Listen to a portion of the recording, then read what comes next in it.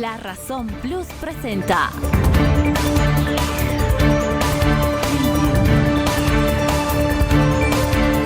La Razón Radio, una manera distinta de contar las noticias y marcar el ritmo de ellas. Actualidad, entrevistas y comentarios.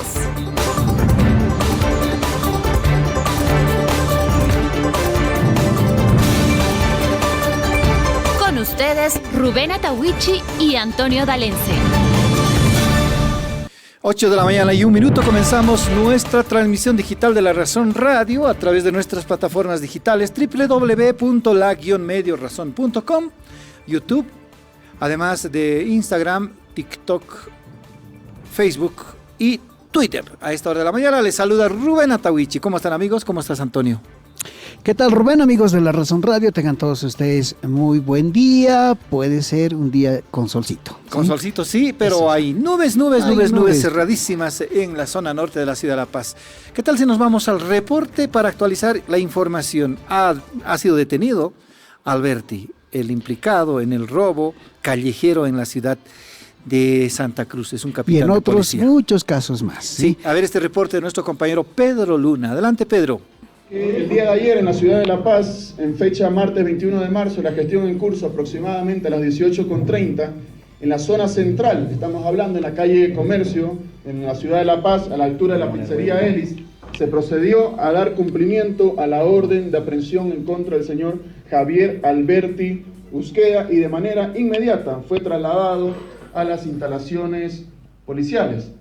Para hacer un resumen de los antecedentes policiales que además cuenta este sujeto, tiene antecedentes por una colisión en la gestión 2009, antecedentes por delitos vinculados a la ley 1008 del 2010, antecedentes por lesiones y amenazas en la gestión 2012, colisión con lesionado en la gestión 2014, extorsión de privación de libertad el 2015, embarracamiento con herido el 2018, enriquecimiento ilícito en la gestión 2022. Por tanto, en antecedentes disciplinarios tenemos 5 casos con antecedentes disciplinarios, 3 ya que encuentran con requerimiento fiscal de acusación y 10 casos que lamentablemente habían sido rechazados o archivados en el pasado. Queremos comunicar al pueblo boliviano que ya se están iniciando las investigaciones en contra de aquellos efectivos policiales que procedieron a emitir las resoluciones de rechazo o archivos en contra o a favor, en este caso, de este sujeto. Después de la siguiente presentación vamos a pedir a los medios de comunicación que nos acompañen al vehículo donde se encuentra este sujeto. Está con una actitud violenta y por temas de seguridad no lo vamos a presentar en este momento, pero sí vamos a bajar en minutos más tarde, después de la presentación del siguiente caso, para que el pueblo boliviano pueda conocer que este sujeto ya se encuentra plenamente aprendido y va a ser derivado ante las instancias correspondientes. No soy un delincuente, soy de la foto. No, quiero que me puse Fernando Bustillo.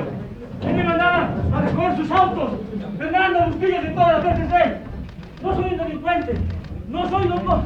No soy de la foto. Soy inocente. No soy de la foto. Asimismo, queremos dar a conocer al pueblo boliviano que este sujeto habría salido en reiteradas oportunidades del territorio nacional sin resoluciones administrativas del Comando General de la Policía Boliviana. Por tanto, queremos manifestar que se le van a iniciar los procesos disciplinarios correspondientes en contra de este sujeto por abandonar las fronteras y el territorio nacional. Me ha ganado un clase, ministro, con engañado. Se instruye.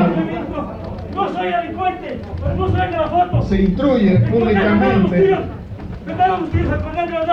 Se instruye públicamente al Comando General y a las instancias correspondientes dar celeridad y obtener lo que conforme manda el ordenamiento jurídico nacional vigente en contra de este sujeto. Necesitamos seguir limpiando la institución Verde Olivo porque la policía está al servicio del pueblo y no podemos tolerar que este tipo de agentes estén vistiendo el uniforme tan sagrado que tiene la policía boliviana. ¿Qué tal las escenas? ¿Qué te parece? Sí, ocurrió hace poco, amigos, como a las 6:30, 7 de la mañana, que fue presentado el capitán Alberti.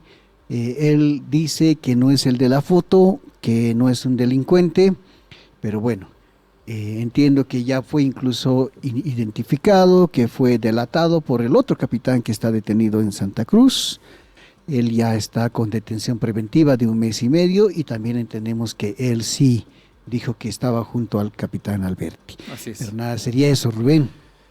El capitán Alberti resultó ser toda una joyita. Sí, Sí. tiene 5 procesos, de los cuales 3 en curso, 10 casos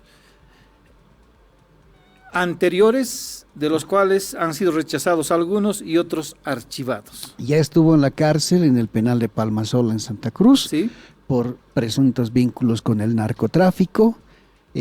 También fue dado de baja en el año 2015 por presuntas extorsiones, ¿sí?, a dueños de vehículos, a empresarios del transporte, y hace poquito nada más también estuvo implicado en este caso de vehículos robados que llegaban desde Chile. Sí. Sí, son antecedentes graves, grandes, que después cuesta, amigos, explicarse cómo es que seguían la policía. Así es. Seguramente las autoridades van a explicar más adelante si al momento de su aprehensión o al momento de haber cometido supuestamente ese robo callejero, él todavía estaba sirviendo a la policía, como se dice, estaba en ejercicio pleno de su carrera. Al parecer sí. Al parecer sí. También otro dato que hay que corroborarlo, amigos. Él sí, como dijimos ayer, estaba en calidad de prófugo. No lo habían detenido sino hasta ayer a las 6 de la tarde, que lo detuvieron acá en la ciudad de La Paz, en una calle muy céntrica, cerca a la Plaza Murillo. Ahí fue detenido ayer el capitán Alberti. Tremendo antecedente. Uno nos explica cómo es que un hombre de esa calaña estuvo todavía trabajando por la seguridad ciudadana, por el orden en el país y por una carrera, dice el ministro Eduardo del Castillo, que ha sido manchada con este tipo de actitudes. Sí, el simple hecho de haber estado ya en la cárcel, Rubén, creo que en la institución policial ya significa un antecedente como para que seas dado de baja, ¿sí? Pero fíjate cómo él ha salido de ese caso del 2009, también repetimos, amigos, hace poquito nada más implicado en el robo y transporte de autos desde Chile hasta Bolivia, extorsión. Ayer habló con algunos medios de comunicación el ex ministro de gobierno Hugo Moldis, y él fue el que dio detalles de cómo en aquella época se lo había descubierto extorsionando a personas del transporte, poniéndoles droga en sus vehículos y después obviamente sacándoles dinero para no denunciarlos. Lo que dijo el exministro Moldis es que él ya había abierto un proceso para que se lo destituya de la policía y para que se le abra un proceso por extorsión y otros delitos.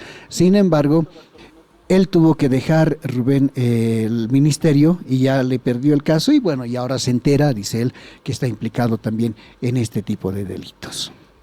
Donde se toca sale pus, como se dice en la policía, lamentablemente. Seguramente hay esfuerzos de las autoridades por limpiar la imagen de la policía, pero no. Vamos a Yo volver. personalmente tengo mis reparos sobre algunos policías que dicen ser totalmente transparentes, su accionar suele ser igual, con muestras de transparencia, pero ¿por qué a uno lo detienen, lo llevan detrás del carro en el caso de infracción vehicular, por ejemplo? No hay ninguna razón, pero es su forma de actuar, Así lamentablemente. En hechos tan pequeños, ¿cierto? En hechos tan pequeños como el quitarte la licencia. Licencia, por ejemplo, por ¿No? hechos tan pequeños como dices tú, y fíjate cómo por detrás están pasando este tipo de cosas. Lamentablemente. En el momento que a usted lo detenga, señor, tiene todo el derecho a exigir la credencial al policía. Tiene todo el derecho a pedirle el nombre del policía. Aunque obviamente cuando uno se atreve a hacer eso, ya nomás le indilgan De todo. faltamiento a la autoridad. De todo. Lamentablemente hay que ponerse firmes en este sentido. La sociedad tiene que comenzar a fiscalizar a la policía, porque no puede ser que a una simple detención, a una simple infracción, ellos estén pidiéndote tu carnet, tu licencia de conducir o reteniendo estos documentos para una eventual acción en forma de represalia. Así es, Rubén. Vamos a cambiar, vamos a volver sobre el tema. Sí, después, sí, pero falta ya, mucho que sí, comentar. hay mucho que comentar, mucho que hablar, mucho que informar, amigos, pero ya estamos en contacto. Hay otro conflicto, Rubén. Ayer definitivamente se rompió el diálogo entre el Ministerio de Educación, el gobierno y los maestros. Y los maestros han anunciado, han tenido movilizaciones ayer, seguramente hoy también harán lo mismo, pero el viernes quieren ir a un paro. A ver, vamos a abundar. ¿Por qué fue que el diálogo no prosperó? ¿Qué cosas pasó? Bueno, de todo eso nos vamos a informar enseguida, Rubén. Ya estamos en contacto con don Bartolomé Puma, él es viceministro de Educación Regular. Le vamos a saludar como siempre y agradecer la gentileza que tiene. Viceministro, ¿cómo está? Buen día. Antonio D'Alencia y Rubén Atahuichi le saludamos. Muy buenos días, Antonio y Rubén. Un gusto de verdad saludarles. Evidentemente, el día de ayer estábamos en un diálogo con los maestros urbanos, con la Confederación principalmente. Pero hay algunos dirigentes que están entorpeciendo ahí adentro, no la Confederación de Maestros, sino algunos dirigentes regionales, como es el caso, por ejemplo, ayer nosotros en pleno diálogo, a las 9:20 exactamente, a través de un medio de comunicación, sale diciendo el dirigente de que el día viernes hay paro. O sea, sin saber ningún resultado, todavía estamos avanzando ese diálogo. Están entorpeciendo algunos dirigentes que están mimetizados políticamente en la Confederación de Maestros Urbanos. En ese marco queremos decirle, por ejemplo, el día lunes nos hemos reunido con la Confederación de Maestros Urbanos, con la Confederación de Maestros Rurales, Junta Nacional de Padre y Madre Familia, los consejos educativos que tenemos unidades educativas en pueblos originarios, pero también con el Ministerio de Educación y la Central Obrera Boliviana, donde se han conformado comisiones donde integran también la Confederación de Maestros Urbanos, para poder que esa comisión vaya trabajando y vaya avanzando. Y una vez que el día lunes nuevamente ya tenemos una reunión con esa comisión para poder hasta dónde se ha avanzado, qué cosas viene para ir trabajando en los próximos días conforme a lo que tenemos preparado. Entonces, el primer punto, que es el presupuesto educativo y que el Congreso Plurinacional, está ya en manos de una comisión que vaya avanzando. Lo que tenemos pendiente tal vez es los ítems de nueva creación y el déficit histórico y la actualización de los contenidos programáticos. Queremos decirle, ayer debatíamos la entrega de los ítems de nueva creación. En estos momentos, no solamente sino ya a partir del 10 de marzo, hay compulsas, están haciendo las compulsas nuestros directores, directoras distritales de educación en todo el territorio nacional, cubriendo en algunos casos crecimiento vegetativo, en algunos casos el déficit histórico. Entonces, a fin de mes nosotros vamos a tener ese dato consolidado para poder decir, bueno, a ver dónde nos estaría, en qué departamentos o en qué distrito, porque tampoco en los departamentos, en todos los distritos nos falta, sino que algunos distritos, entonces, para poder evaluar y sentarnos, y esa es la propuesta que hemos hecho a la Confederación de Maestros Urbanos. Entonces, en eso estábamos dialogando, pero llegó la manifestación y han abandonado el diálogo el día de ayer la Confederación de Maestros Urbanos. En ese marco, nuevamente hemos invitado para hoy día a las 6 de la tarde para poder seguir avanzando y no quedarnos estancados, sino nuestro propósito como Ministerio de Educación es resolver esos conflictos que tenemos en estos momentos. Viceministro, a ver, vamos a tratar de ir analizando punto por punto. Primero, en lo de los ítems, los maestros dicen que el crecimiento vegetativo en el momento demanda más o menos 9,000 ítems y que el déficit histórico está más o menos por los 7,000 ítems. Están manejando entre 15,000 y 16,000 ítems que se necesitarían en este momento y que el gobierno solo ha ofrecido 2,500. ¿Estos datos, viceministro, son reales? No, son datos que están lanzando como ellos quieren a veces, y eso confunde a la población boliviana. No podemos decir de manera irresponsable, estos son los datos. En un momento dado, por ejemplo, a comienzo de marzo, seguramente teníamos unos datos tanto del crecimiento vegetativo como del déficit histórico, pero en estos momentos está entregándose, entonces va a haber esa variación de estos datos, pero creemos de que algunos dirigentes están manejando algunos datos, pero son irreales, ¿no? O sea, están lanzando datos que no son correctos y por lo tanto tenemos que trabajar con datos exactos y correctos para tener una certeza y trabajar sobre esa base de datos. Por eso les decíamos nosotros de que al finalizar el mes, el 31 de marzo, vamos a tener los datos consolidados. Una vez que tengamos, inmediatamente nos sentaremos para poder evaluar, a ver cuánto nos estaría faltando, qué distrito educativo nos estaría faltando, qué departamentos. Entonces, sobre datos exactos para poder seguir avanzando en el diálogo. O sea, no hay en este momento datos respecto de ítems tanto en la deuda histórica como los que requiere actualmente el magisterio. Claro, porque estamos entregando los 2.500 ítems, en estos momentos están compulsándose. En algunos casos es crecimiento vegetativo, en algunos casos es el déficit histórico, están designándose. Entonces, no podemos decir, esta es la base de datos, en esto me hicieron, no. Es dinámica la evolución principalmente de estos datos. ¿Por qué? Porque estamos entregando los ítems de nueva creación por esa situación. Ahora, si me permite, Rubén, para seguir con... Quiere decir, viceministro, le quiero entender, que una vez que se levanten los datos, que haya un registro más fidedigno, más exacto de la demanda de ítems, el gobierno estaría en disposición de aumentar esos 2.500 si fuese necesario. Creemos de que vamos a ir evaluando, como les decía, vamos a sostener esas reuniones de evaluación, pero también queremos decir, la gestión 2020 no nos han entregado ni un ítem.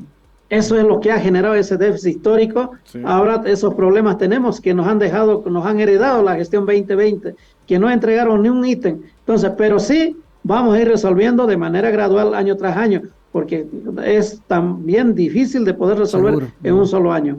Sí, ahora, viceministro, entendemos, es difícil que en un solo año se pueda resolver lo que se está arrastrando desde hace 3, 4, 5 años, pero también los maestros, viceministro, que ellos conocen la realidad de los colegios, en fin, y estarían dispuestos, como ellos mismos dicen, a aceptar que el gobierno haga algún esfuerzo más. Eso, le insisto, puede ser posible en el marco de las necesidades que se vayan identificando. Creemos de que en el marco de la razón, en el marco del diálogo, vamos a ir avanzando. Esa es nuestra posición como Ministerio de Educación, vamos a ir avanzando. Eso es lo que le hemos manifestado siempre desde el primer día, cuando nos han dicho, bueno, el pliego petitorio, los 200 puntos. Ahora no hay los 200 puntos, ya se ha centrado en esos 5 puntos que han apartado y que...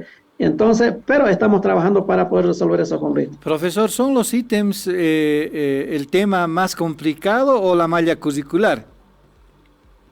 Por el momento, al menos ayer nosotros estábamos en ese punto de los ítems, pero los mismos maestros, ustedes han debido ver algunas declaraciones, están de acuerdo con la actualización de los contenidos programáticos, pero sí lo que ellos piden es presupuesto, diciendo de que en algunos casos argumentan de que un maestro especializado tiene que estar, por ejemplo, en primer año, segundo año, tercer año, el maestro o maestra en inglés, por ejemplo, de paraprimaria, son audios que tienen que escuchar, porque no pueden escribir ni la lengua castellana, todavía están familiarizándose recién, por eso en primer, segundo, tercer año de primaria, son audios que tienen que escuchar. O sea, para eso no se necesita presupuesto que le tiene que dar la alcaldía o el Ministerio de Educación.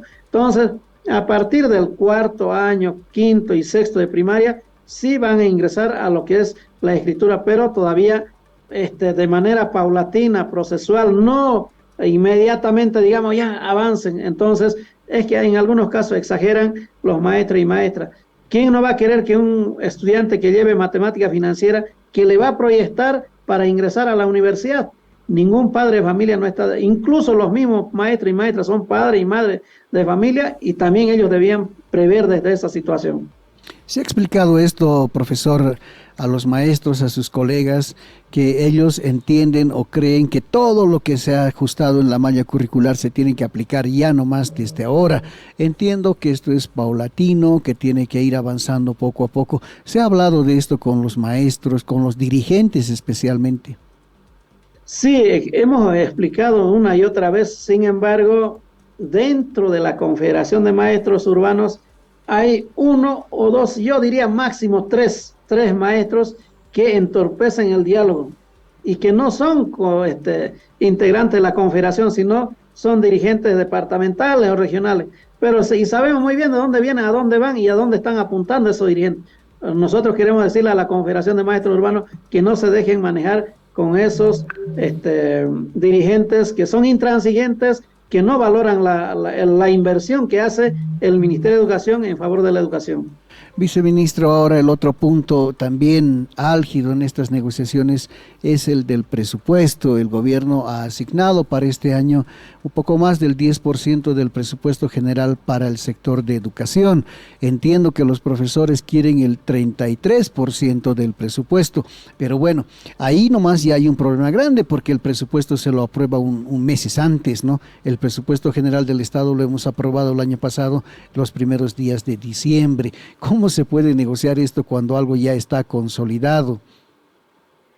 Ese 33% es demagógico porque en ningún momento, desde 1825 que Bolivia nace, hasta hoy en el día, no, el presupuesto más alto que se ha asignado es de esta gestión 2023, 10.8% del total del presupuesto como Estado, y por lo tanto no podemos decir ese 33%, tendríamos que decir no, entonces salud, le quitaremos a salud y pasaremos a educación. ¿Y qué hacen nuestros hospitales, nuestros centros sanitarios, centros hospitalarios, nuestros de primer, segundo nivel?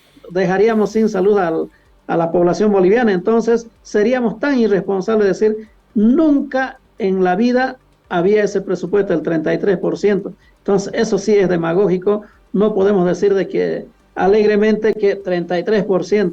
Esos salen fuera de la realidad. Y por lo tanto queremos decirle de que tenemos que hablar con la verdad para seguir avanzando en el diálogo. ¿Y cuál es la verdad en relación al presupuesto, viceministro?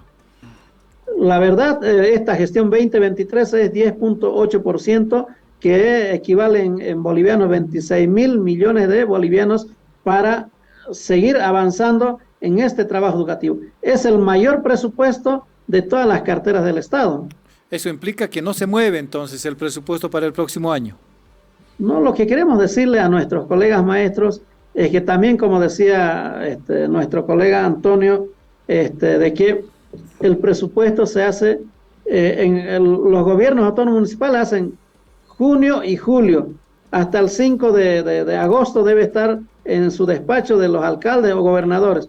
Hasta el 5 de septiembre debe estar aprobado por el Consejo Municipal o por la Asamblea Departamental, y hasta el 5 de diciembre debe estar aprobado a nivel nacional. Entonces, en ese marco giramos. Ahora, del 10.8%, llegar al 33% es ilógico, pues no, desde todo punto de vista. Profesor, bueno, creo que vamos avanzando poco a poco. No les he escuchado ya a los dirigentes del magisterio hablar, por ejemplo, de la jubilación al 100%, que era otra de las demandas, pero entiendo que esto ya ha tomado otro curso. ¿Cómo fue con esto, profesor? Sí, exactamente. Está dentro de la comisión que está trabajando el presupuesto para educación, y ahí adentro está también, por ejemplo, el incremento salarial, la jubilación, otros aspectos están ahí adentro, pero también está el Congreso Plurinacional. En ese marco, el día lunes, como les decía, ya nos hemos reunido en esa comisión. Por separado tendremos mesa con la CTV, con la CONMER también, para poder evaluar y avanzar. Profesor, algún rato con mi compañero aquí, con Rubén, habíamos dicho que todo este conflicto ya y desde que comenzamos a escuchar a los maestros decir no queremos llegar al paro, nosotros ya dijimos, creo que lo que quieren más bien es llegar al paro. ¿Cómo ve usted, profesor? El viernes, estamos ya miércoles, el viernes ya tendría que haber un paro de 24 horas. ¿Qué opinión tiene sobre esto? Sí, exactamente. Hay algunos dirigentes intransigentes que lo que hacen es entorpecer el diálogo. Esos dirigentes son los que le están induciendo, tal vez está la CTV haciéndose arrastrar con esos dirigentes y querer llegar al paro, pero creemos nosotros como Ministerio de Educación vamos a resolver antes de que se genere el paro, porque generar un paro es afectar el derecho a la educación de nuestros niñitos, de nuestras niñitas, de nuestros adolescentes y jóvenes que estudian en todas nuestras unidades educativas. Ahora, profesor, ¿qué dicen los padres de familia? Hemos leído también anoche unas notas, unas informaciones periodísticas acerca de la molestia que hay entre los padres de familia con relación al paro ya anunciado. ¿Ustedes han tenido algún contacto con los padres de familia? ¿Conocen cuál es su reacción frente a la posibilidad de paro este viernes? A través de los medios de comunicación hemos estado viendo de que la Junta Nacional de Padre y Madre de Familia han salido de que no pueden afectar el derecho a la educación de los estudiantes. Evidentemente, ¿quién padre va a querer que su hijo no vaya a la unidad educativa? Y por lo tanto, todos, yo diría el 100% de los padres y madres de familia van a estar de acuerdo en este punto de que no puede haber un paro, porque eso afecta a la educación de sus hijos. ¿Qué ha notado usted, profesor, en cuanto a los maestros? Usted bien dice hay 2 o 3 dirigentes intransigentes, pero el resto, porque en un diálogo, bueno, son 2 o 3 o más partes, pero siempre tiene que haber pues voluntad de ceder, ¿no? Nosotros notamos en los profesores también, como usted dice, cierta intransigencia, pero no en todos. ¿Usted tiene la misma visión, profesor? Claro que sí, es innecesario el paro y además esa intransigencia de unos 2, 3 máximos dirigentes que están entorpeciendo el diálogo. Y yo sé que se dan perfectamente cuenta la Confederación de Maestros Urbanos y por lo tanto ellos son los que tienen que redireccionar para poder llegar a consensos y no dejarse influenciar con esos 3 dirigentes. Profesor, para más o menos englobar estos 5 puntos adicionales a los 200 del pliego inicial, ¿en qué están quedando? Por ejemplo, usted nos dice que el presupuesto y el Congreso van a pasar a una comisión, a una discusión en una comisión. El caso más álgido es el de los ítems, tanto los ítems nuevos como también el déficit histórico y la malla curricular. Estos 3 temas, ¿cómo van a ser abordados en adelante? Incluso yo diría de que de la actualización de los contenidos programáticos, muy poco se está tocando ya.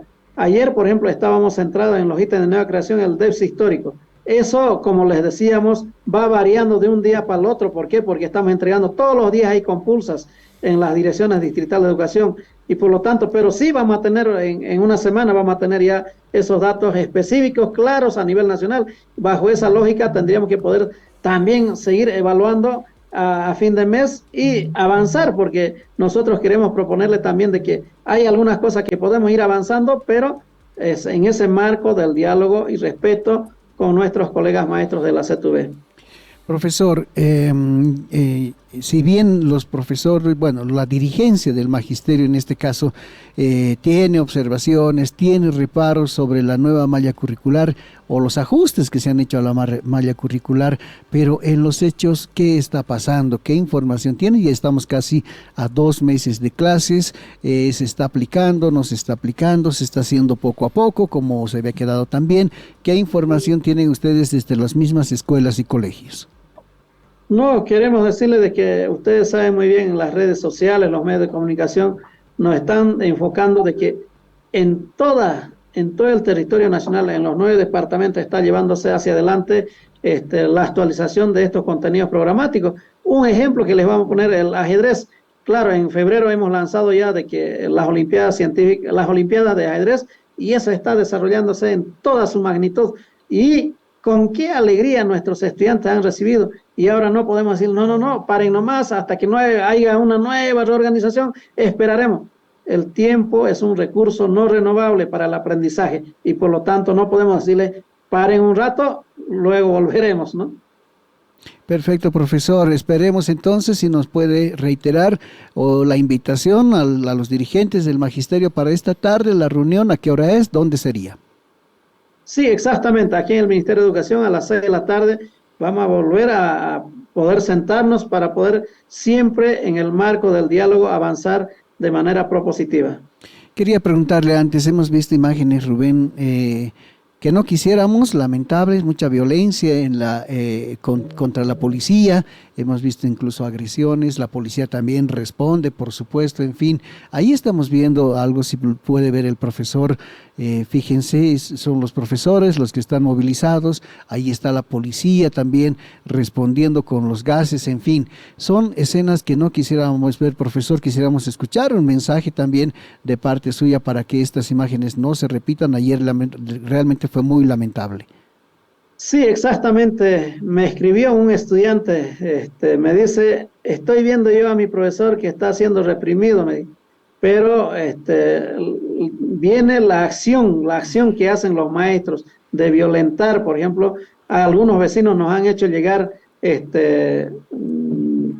notas escritas, nos han hecho llegar, mire cómo a mi propiedad privada han afectado los petardos de alto poder explosivo, han hecho rotura de vidrios en las casas aledañas al Ministerio de Educación. Entonces, ¿qué esto quiere decir? De que hay violencia que están manejando algunos dirigentes mimetizados ahí dentro de la organización de la Confederación, y por lo tanto creemos de que todo tiene que ser en el marco normativo. Estamos de acuerdo que hagan su protesta, pero de manera pacífica.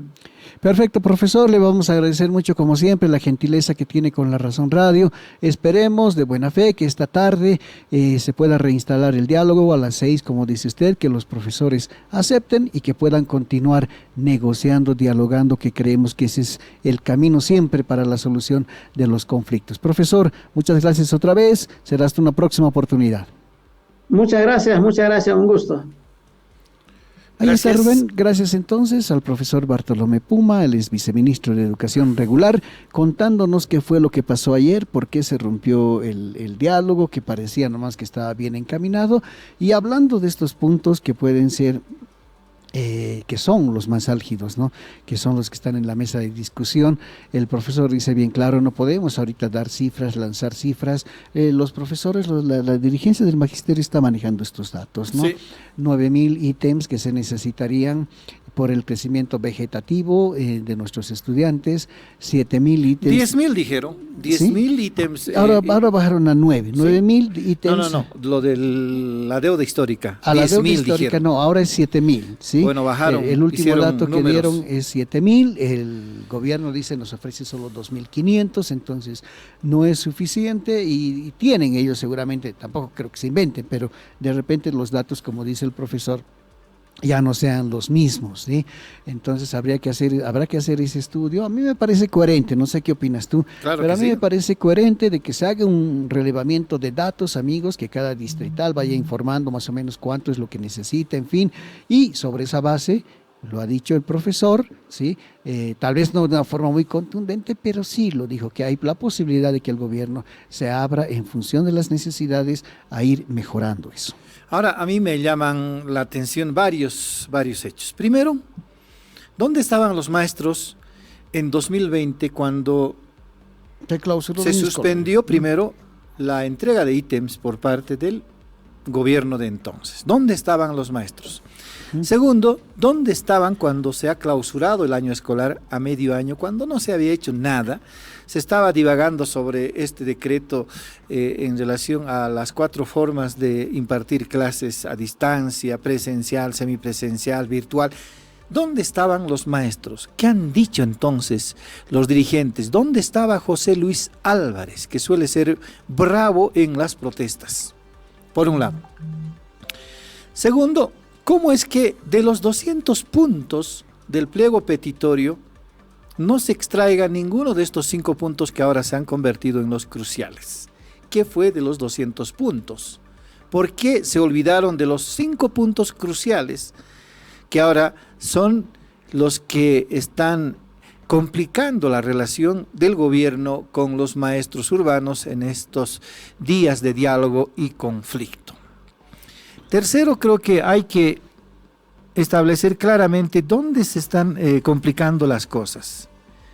Ya nos dijo hace varias semanas ya un dirigente de que el tema crucial es la malla curricular, es los contenidos nuevos de la malla curricular. Ahí tú siempre fuiste un tanto contundente en decir por qué nos dijeron los del Ministerio de Educación que la nueva malla curricular va a ser vigente desde el 1 de, o bueno, por lo menos para este 2023, cuando no era nueva la malla curricular, sino los contenidos nuevos en la malla curricular. ¿Por qué viraron de la demanda de la malla curricular a estos otros temas?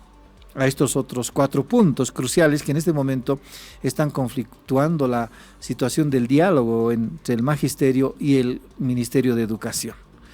Y en estos casos, y en estos 5 puntos, ya hay por lo menos acercamientos en relación a 2 puntos, el Congreso de la Educación, que es cierto, pues, no va a definir un sector del magisterio como es el magisterio urbano, ni el Ministerio de Educación. Ni el Ministerio de Educación, es un evento en el que tienen que converger varias instituciones y entidades y organizaciones, el Ministerio de Educación, ¿cierto? La Central Obrera Boliviana a través de su Comisión de Educación seguramente, los magisterios urbano y rural, los padres de familia y otras entidades vinculadas a la educación. Hay organizaciones no gubernamentales, incluso la Iglesia Católica que tiene varios colegios. Varios colegios en el país, tiene derecho de participar. Pero bueno, aquí quienes se están atribuyendo el Congreso de la Educación son solamente los maestros urbanos, por un lado. El presupuesto, como tú recordabas al viceministro Bartolomé Puma, esto se define a través de varios procesos precedentes a diciembre de cada año, cuando la Asamblea Legislativa aprueba la propuesta final emanada desde el órgano ejecutivo. No es que mañana vamos a modificar ese presupuesto de la educación, a no ser que haya una voluntad y espalda suficiente para decir, claro que sí, al año no va a ser 30% o 33% como exige el magisterio, sino 15% para la educación. Pero no, es complicado y ilógico, decía Bartolomé Puma, que se le ceda 33% del presupuesto del Estado a la educación. Es demagógico, dijo. Ahora, cierto, los otros puntos cruciales son déficit y malla curricular. Yo creo que por ahí va a ir el asunto, Rubén. Sí, a ver, brevemente, porque ya estamos en contacto con nuestro próximo entrevistado también. Brevemente, creo que se ha hecho bien en desviar y en canalizar por otro rumbo, en este caso por la Central Obrera y estas mesas de diálogo que se han abierto, tanto la demanda de la jubilación al 100% como del Congreso Educativo. Creo que esas cosas que implican, ¿sí?, un mayor alcance de participantes, en fin, creo que en esa mesa puede tomar un buen rumbo. Segundo, el tema del presupuesto, lo que dice Rubén, eso ya está consolidado, se aprobó el año pasado, hay un presupuesto, se lo llama reformulado, amigos, pero eso se lo hace de medio año para adelante, ¿sí? Entonces no creo además que ese pedido pueda prosperar en este caso. Yo lo daría prácticamente por descartado. ¿Dónde se puede discutir y debatir y llegar a buen puerto? Creo que en el tema de los ítems, ya sea por el déficit histórico o por el crecimiento vegetativo, por donde se lo vea, pero creo que se puede arreglar algo, y también por el lado de la aplicación de estos nuevos contenidos de la malla curricular. Esta tarde, 6 de la tarde, están invitados los maestros. Ojalá se pueda retomar el diálogo y evitar el paro que ya fue anunciado para este viernes. Así es. Ya estamos con otro tema. Estamos en contacto con Carlos Santalla, él es director departamental del INE. Con él vamos a hablar del avance de la actualización cartográfica. Ayer se informó que La Paz ya 100%. 100%. ¿Sí? De la organización ya del censo, ya estamos a un año del censo, y lo que también nos preocupa es el desarrollo del ensayo del censo. Se llama precenso, censo experimental, censo piloto, todo, pero no importa. Le vamos a dar la bienvenida entonces. ¿Cómo está, don Carlos? Gusto de saludarlos después de algún tiempito. Bienvenido, como siempre, a La Razón Radio. ¿Cómo están? Muy buenos días a toda la razón, a toda la audiencia que tenemos el día de hoy.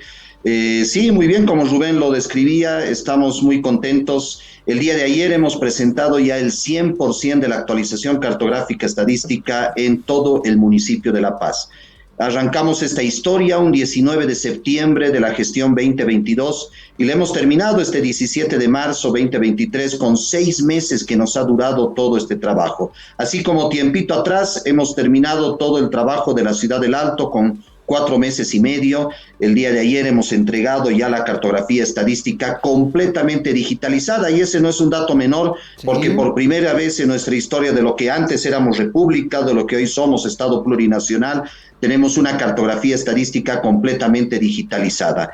Para toda nuestra audiencia, ¿qué nos permite justamente eso? Tener los cimientos del día del Censo de Población y Vivienda. Ahora tendremos esa cantidad de censistas, de empadronadores, la cantidad de cuestionarios censales que necesitamos para el día del Censo de Población y Vivienda. Estamos muy contentos como Instituto Nacional de Estadística porque además de ir cumpliendo cada una de las etapas de nuestro cronograma rumbo a ese ya 23 de marzo del 2024, estamos prácticamente a un año del proceso censal, es que justamente todas las instituciones públicas, privadas, organizaciones sociales, la academia, se han sumado justamente para ir logrando cada una de las etapas rumbo a este momento tan importante de planificación de nuestro Estado. Carlos, ya son 9 de las 10 grandes ciudades del país que ya tienen su cartografía actualizada, digitalizada, que bien lo dice usted, es sumamente importante este dato, ¿no? Solo faltaba Santa Cruz y está cerca, estaba al 99%, y tengo entendido que su presidente, además su director, está viajando a Santa Cruz. ¿No será que en estos días también ya completamos Santa Cruz? Sí, ya falta muy poco para terminar Santa Cruz de la Sierra. Estamos justamente en la recta final de la elaboración de su cartografía estadística y ya prontamente irán entregando justamente los resultados para tener todas las ciudades capitales, incluyendo la ciudad del Alto, terminada en un 100% de su cartografía estadística. Y acá lo importante es justamente destacar de qué manera hemos podido llevar adelante justamente este trabajo. Y creo yo, y si me preguntaran cuál es el éxito de por qué se ha llegado justamente a esta etapa, es por el apoyo a nivel de procesos de socialización. Por ejemplo, en el caso de La Paz hemos llevado más de 40 procesos de socialización con presidentes de zona, con control social, con todos los subalcaldes, hemos recorrido de norte a sur, de este a oeste, todos los macrodistritos, hemos llegado a la parte también dispersa que tiene nuestro municipio de La Paz, me refiero a todas las zonas de Songo, de Jampaturi, Songo Trópico, Songo Valle, donde tenemos varias comunidades, ahí los centrales agrarios nos permitieron justamente el ingreso.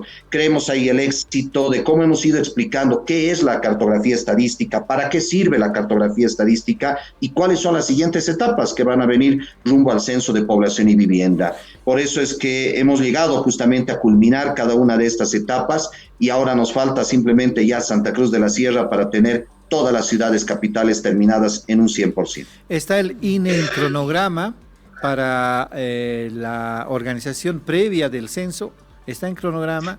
Sí, estamos justamente cumpliendo cada uno de los momentos que lo teníamos planificado en su momento para llegar a cubrir cada una de las etapas, de los instrumentos técnicos de esta etapa precensal. Por ejemplo, en el caso de la cartografía estadística, prácticamente hasta el mes de julio, agosto de esta gestión 2023, lo tendremos terminado en un 100% todos los departamentos.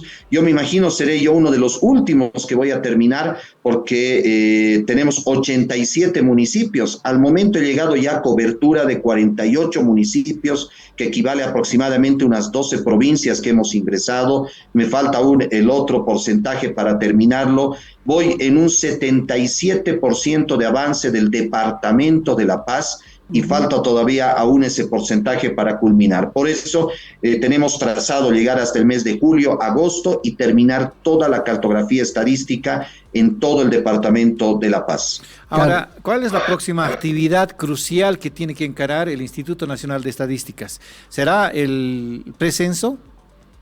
Así es, justamente llevamos instrumentos técnicos muy importantes. Desde un punto de vista técnico-metodológico, ahorita estamos todos viviendo una etapa denominada precensal. Esa etapa precensal tiene instrumentos técnicos muy importantes. Uno de ellos, la cartografía estadística. Pero otro será, por ejemplo, la prueba piloto, que este 25, 26 y 27 de marzo lo vamos a realizar en 4 departamentos de nuestro estado plurinacional. Oruro, Potosí, Chuquisaca y Beni. Tendremos en determinados municipios la realización de esta prueba piloto. Posteriormente, en el mes de junio, julio aproximadamente, tendremos un censo experimental, otro instrumento técnico donde iremos midiendo justamente cada una de estos instrumentos que nos va a permitir llegar al Censo de Población y Vivienda de ese 23 de marzo del 2024. Después, por ejemplo, terminado ese censo experimental, cerraremos la cartografía estadística, Posteriormente vamos a segmentar todo el territorio nacional. ¿Y qué quiere decir eso? Que por cuadraditos vamos a colocar todo el territorio para que, gracias a la información que hemos obtenido con la cartografía estadística, estemos listos para encarar lo que va a ser la subsiguiente etapa, que será ya la capacitación de más de 400,000 personas, y creo que me quedo corto con el dato de lo que vamos a tener para el día del Censo de Población y Vivienda. Estas son las etapas que iremos moviendo, que iremos teniendo hasta llegar al 23 de marzo del 2024, que estamos prácticamente un año de ese momento crucial de planificación del Estado. Carlos dice 25 la prueba piloto, ¿sí? Y entre los departamentos está La Paz. Estamos a 22. 22 tendría que ser este fin de semana la prueba piloto, Carlos. ¿Cuándo se va a saber qué sectores o qué barrios, qué zonas se va a hacer o no es necesario avisar a la gente? ¿Cómo se trabaja esta parte? Sí, primero que lo vamos a tener prueba piloto en 4 departamentos: Oruro, Potosí, Chuquisaca y Beni. En esos 4 se va a elaborar esta prueba piloto.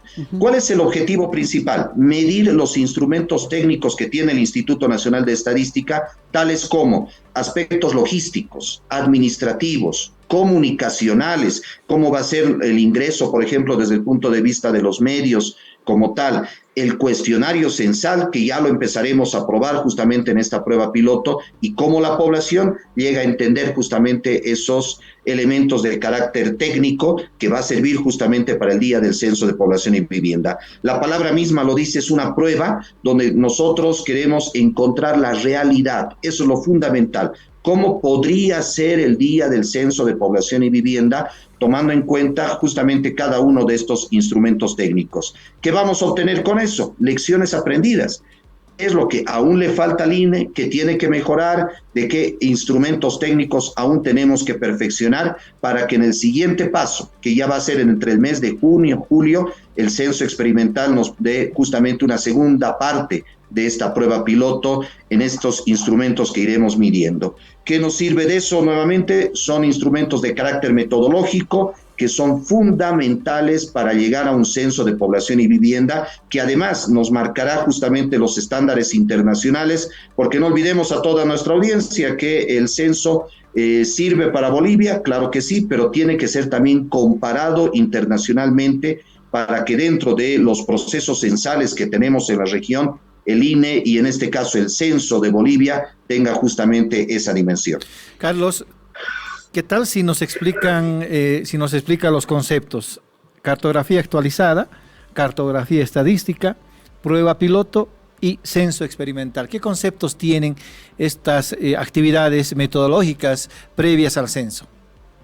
Bien, la cartografía estadística es la medición de las viviendas y hogares que tenemos en todo el territorio nacional. Gracias a esta cartografía estadística podemos dimensionar cómo estamos hoy, y ahí va la palabrita, actualizada, porque los datos que tenemos obviamente ya están completamente desactualizados de los últimos procesos censales que hemos vivido, y gracias a esta cartografía estadística podremos dimensionar justamente la cantidad de viviendas y de hogares que tenemos en todo el territorio nacional.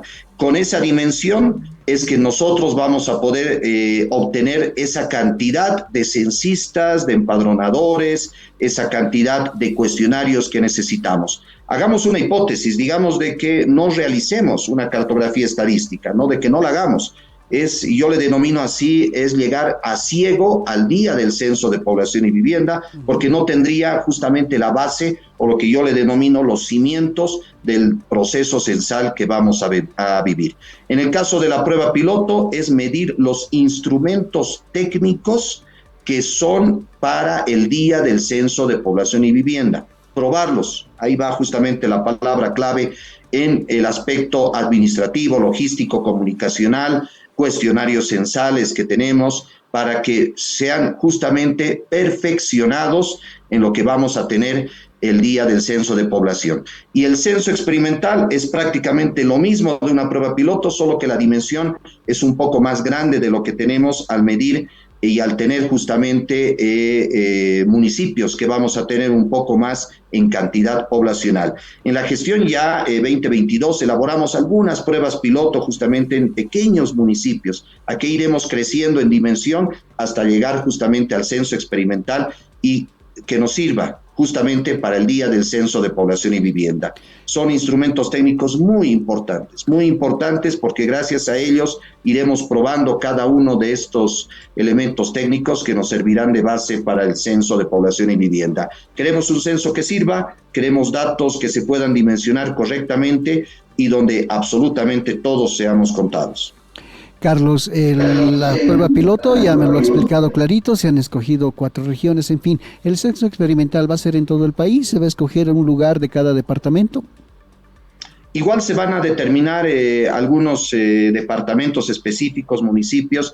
Ahí en su momento no me adelanto porque ya nuestra oficina nacional va a dar los criterios llegado su momento. Sí lo tenemos planificado entre el mes de junio, julio, poderlo elaborar el censo experimental y tener justamente en qué otros departamentos iremos midiendo justamente estos instrumentos técnicos. En su momento eso lo avisaremos para ver en cuáles vamos a tener. Hoy estamos sumergidos en esta prueba piloto y en estos 4 departamentos que lo que queremos es medir la realidad, ¿no?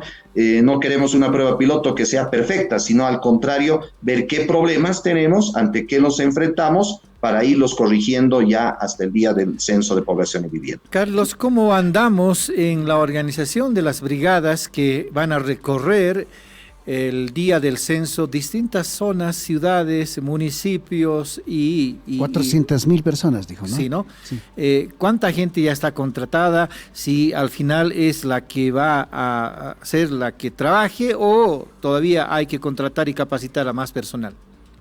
Sí, eso todavía está por llegar. Tenemos por ahora un cálculo a priori, yo le denomino, de esas 400,000 personas, que no olvidemos es un ejército de voluntariado que vamos a tener. ¿De dónde vamos a obtener a toda esta población? De cada uno de los municipios, de las comunidades, de cada uno de los departamentos, que de ahí va a ir saliendo justamente todo este personal a nivel de un voluntariado, de un ejército literal que vamos a tener y que los iremos capacitando cuando llegue el momento para que estén listos justamente para el día del censo de población y vivienda. Me quedo corto, creo, con los 400,000. Ese dato lo vamos a ir afinando mientras vayamos terminando la cartografía estadística y mientras vayamos cerrando iremos teniendo ya un cálculo mucho más exacto de esa cantidad, pero estoy seguro que va a ser mucho más de 400,000 personas que vamos a necesitar para ese 23 de marzo del 2024. Y esa será otro de los instrumentos técnicos, me refiero a la capacitación que está encaminada justamente para el día del censo de población y vivienda en esta denominada etapa precensal. Y la etapa censal será el día del censo de población y vivienda. Así es. Quiero hacerle esta pregunta, Carlos. Usted conoce muy bien, nos dijo que los datos que teníamos antes en la cartografía quedaron obsoletos, quedaron sumamente rezagados. ¿Qué diferencias ha encontrado? Y estoy seguro que usted conoce los datos anteriores y maneja muy bien los datos actuales. ¿Qué diferencias ha encontrado en las ciudades de La Paz y El Alto? ¿Cuánto hemos cambiado? Seguramente usted ya tiene unas pistas sobre esto. Sí, obviamente lo que tenemos nosotros como Instituto Nacional de Estadística y todo instituto técnico que vive estos procesos censales es tener justamente la dimensión de esta actualización cartográfica, porque el último que tenemos ya está completamente desactualizado. En más de 10 años han crecido una cantidad de infraestructura, de viviendas, de la cantidad, por ejemplo, de edificios, de condominios, etcétera, y eso se da justamente a un proceso de crecimiento que hemos tenido. Esta cartografía estadística nos sirve para eso, para tener esa dimensión correcta y no equivocarnos de lo que tenemos justamente y lo que debemos encarar para el día del censo de población y vivienda. Un medidor fundamental es eso, ¿no? El tema de crecimiento que ha habido y con eso estar listos para tener la cantidad de cuestionarios y de empadronadores rumbo al censo de población y vivienda. Esos son los instrumentos que nos sirven plenamente de la elaboración de esta cartografía estadística y obviamente ya encaminados para el censo de población y vivienda. Voy a ser más directo. Sí, son sorpresivos los datos. Adelante. A ver, no, yo quería preguntar más precisa la yo pregunta, quería ir dando el vueltas, desafío, ¿sí? ¿no? El desafío. ¿Cuántas viviendas hay en el municipio de La Paz, ya O actualizada más, la claro. cartografía. ¿Cuánto más hemos crecido? No sé, de repente 10%, 20%, no sé, ustedes manejan esos cálculos. El Alto, sí, del Alto se dice que ha crecido enormemente, pero se dice porque cifras no hay. ¿Cómo ha visto en todo el trabajo que han hecho últimamente, Carlos? Sí, estamos puliendo justamente eso, pero, por ejemplo, ¿qué tenemos de un dato muy concreto? 3.576 áreas de trabajo hemos cubierto durante todo este tiempo en el municipio de La Paz.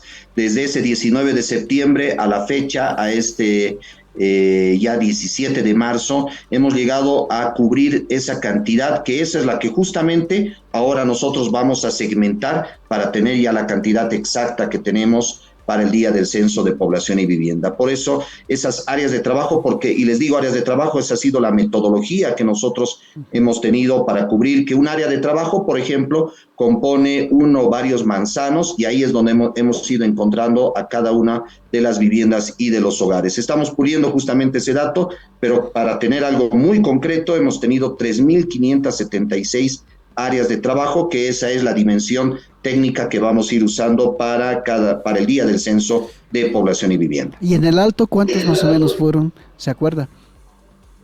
No lo tengo ahorita a mano, el último dato es el que tengo de La Paz, pero más o menos teníamos una dimensión por ese criterio, más o menos. Por esa misma cantidad. Ahora, sí, un poco más. Un poco más. Ahora, ¿cómo ha sido el acompañamiento de los organismos internacionales, el Fondo de Población y Vivienda, la CELADE, en este trabajo previo que se está desarrollando rumbo al censo de población y vivienda del 23 de marzo de 2024? Sí, el apoyo que hemos tenido por parte de los organismos internacionales ha sido muy, muy importante en la elaboración justamente de el acompañamiento y en la realización. Por ejemplo, ellos serán parte también de vedores de lo que va a ser justamente estas pruebas piloto y demás. Un censo no puede hacerlo solo un país, ¿no? Tiene que tener sí o sí ese acompañamiento internacional, ya sea con el apoyo desde el punto de vista técnico, de financiamiento y demás, y que evidentemente ese criterio nos da a que podamos tener justamente la validez internacional, porque el censo tiene que tener estándares internacionales, y cada uno de estos instrumentos que señalo, por ejemplo, la actualización cartográfica, la prueba piloto, la elaboración de un censo experimental y obviamente la etapa de capacitación, tienen que ser también medidos desde el punto de vista internacional. Nuestros organismos internacionales están muy al tanto de lo que estamos nosotros haciendo cada minuto, cada día, y cumpliendo justamente todos los requerimientos que tenemos, sobre todo desde el punto de vista del cronograma que vamos teniendo. ¿Qué evaluación tienen del trabajo del INE en este caso? Bueno, hablando de los organismos.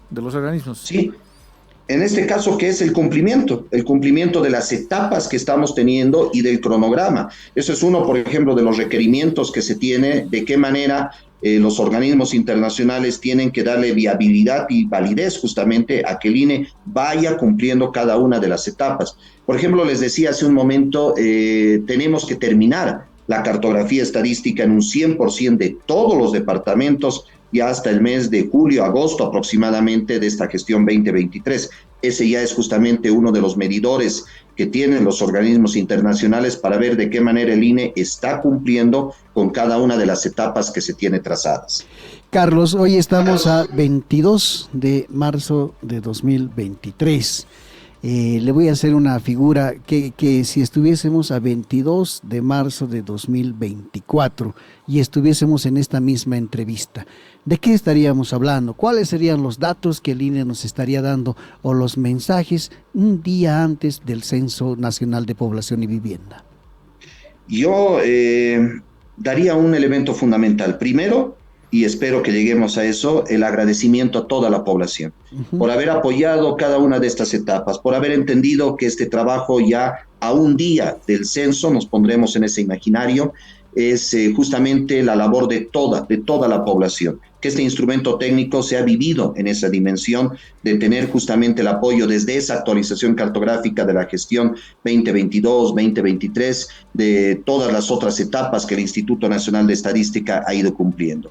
Lo primero daría eso, y espero que sea así, un agradecimiento a todas las autoridades, a todas las alcaldías, como el día de ayer, por ejemplo, le dimos ese gracias a la Alcaldía de La Paz por habernos ayudado a mí personalmente en abrir las puertas de muchas también de las viviendas y de los hogares, porque fue un trabajo conjunto en muchos lugares que hemos tenido para poder llegar adelante y cubrir justamente esta cartografía estadística en el municipio de La Paz. Y lo mismo está sucediendo con todas las alcaldías de nuestro departamento. ¿Y qué mensaje le podría dar a la población que estamos justamente a vísperas del día del censo? Un elemento técnico fundamental. Primero, que estaremos ya viviendo un auto de buen gobierno, estaremos en ese elemento a nivel nacional. Segundo, que el INE va a censar a las personas que durmieron la noche anterior.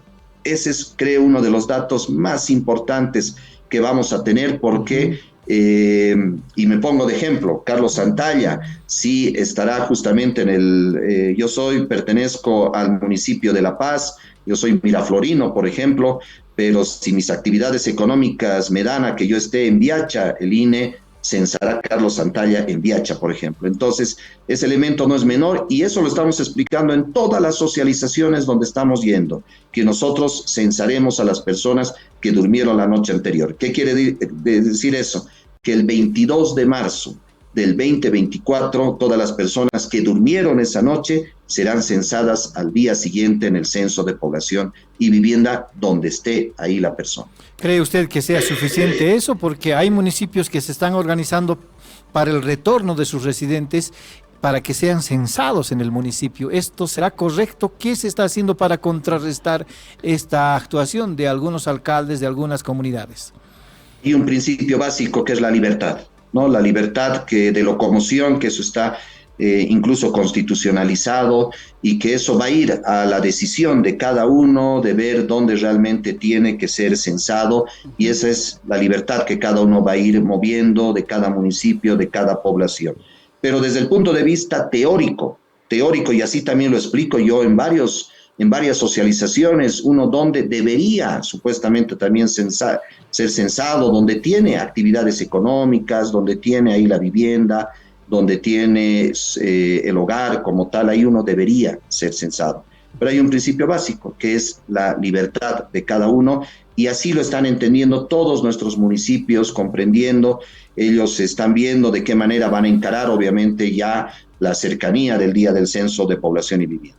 Así es, finalmente lo que se quiere saber es cuántos bolivianos somos, ¿sí? Más allá de que unos estén en el sur, en el norte, o se trasladen esa noche, en fin, lo que se quiere es saber cuántos somos, qué necesidades tenemos, en fin. Pero todo lo eso que hacen los municipios es para captar más población para y así tener más presupuesto recursos, de coparticipación tributaria. Sí, sí es cierto, eso también está ocurriendo. Ahora, Carlos, dale, sí. Carlos, a un año del censo, ¿cómo podemos resumir ya la organización de este evento tan importante para el país? ¿Cómo estamos en este momento a un año del censo? ¿Estamos preparados? ¿Los cronogramas se están cumpliendo? ¿Qué podemos decir a la población para que, por un lado, sienta tranquilidad y, por otro lado, seguridad, porque el censo va a ser realmente efectivo?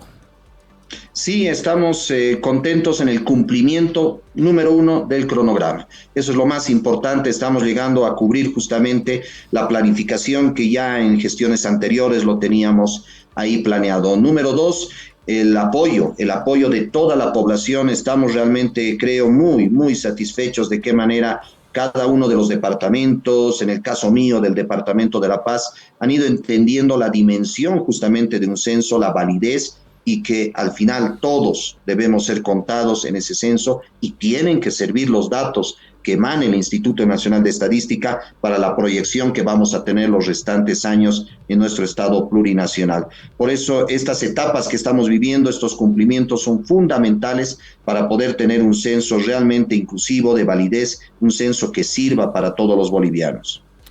Perfecto, Carlos, le vamos a agradecer. El tiempo pasa volando, ¿sí? Como se dice, ya lo hemos comprobado, ¿no? Cómo pasa el tiempo, así que seguramente vamos a estar dentro de poco ya hablando, sí, ahora en serio, de que el censo ha llegado. Carlos, que siga el trabajo así, adelante, hay que terminar el cronograma como se ha establecido, vamos a estar atentos, por supuesto, a los censos pilotos, también a la organización del censo experimental, en fin, es de nuestro gran interés seguir todo este proceso pie a pie como lo hemos hecho hecho hasta ahora. Gracias por su gentileza, gracias otra vez con La Razón Radio y aquí siempre abiertos para seguir informando.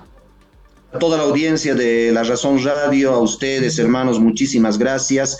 Y un elemento último, si me permiten, claro, el día de mañana lo estamos ingresando al norte del departamento de La Paz. Ayer salieron mis brigadas rumbo a los pueblos indígenas originarios.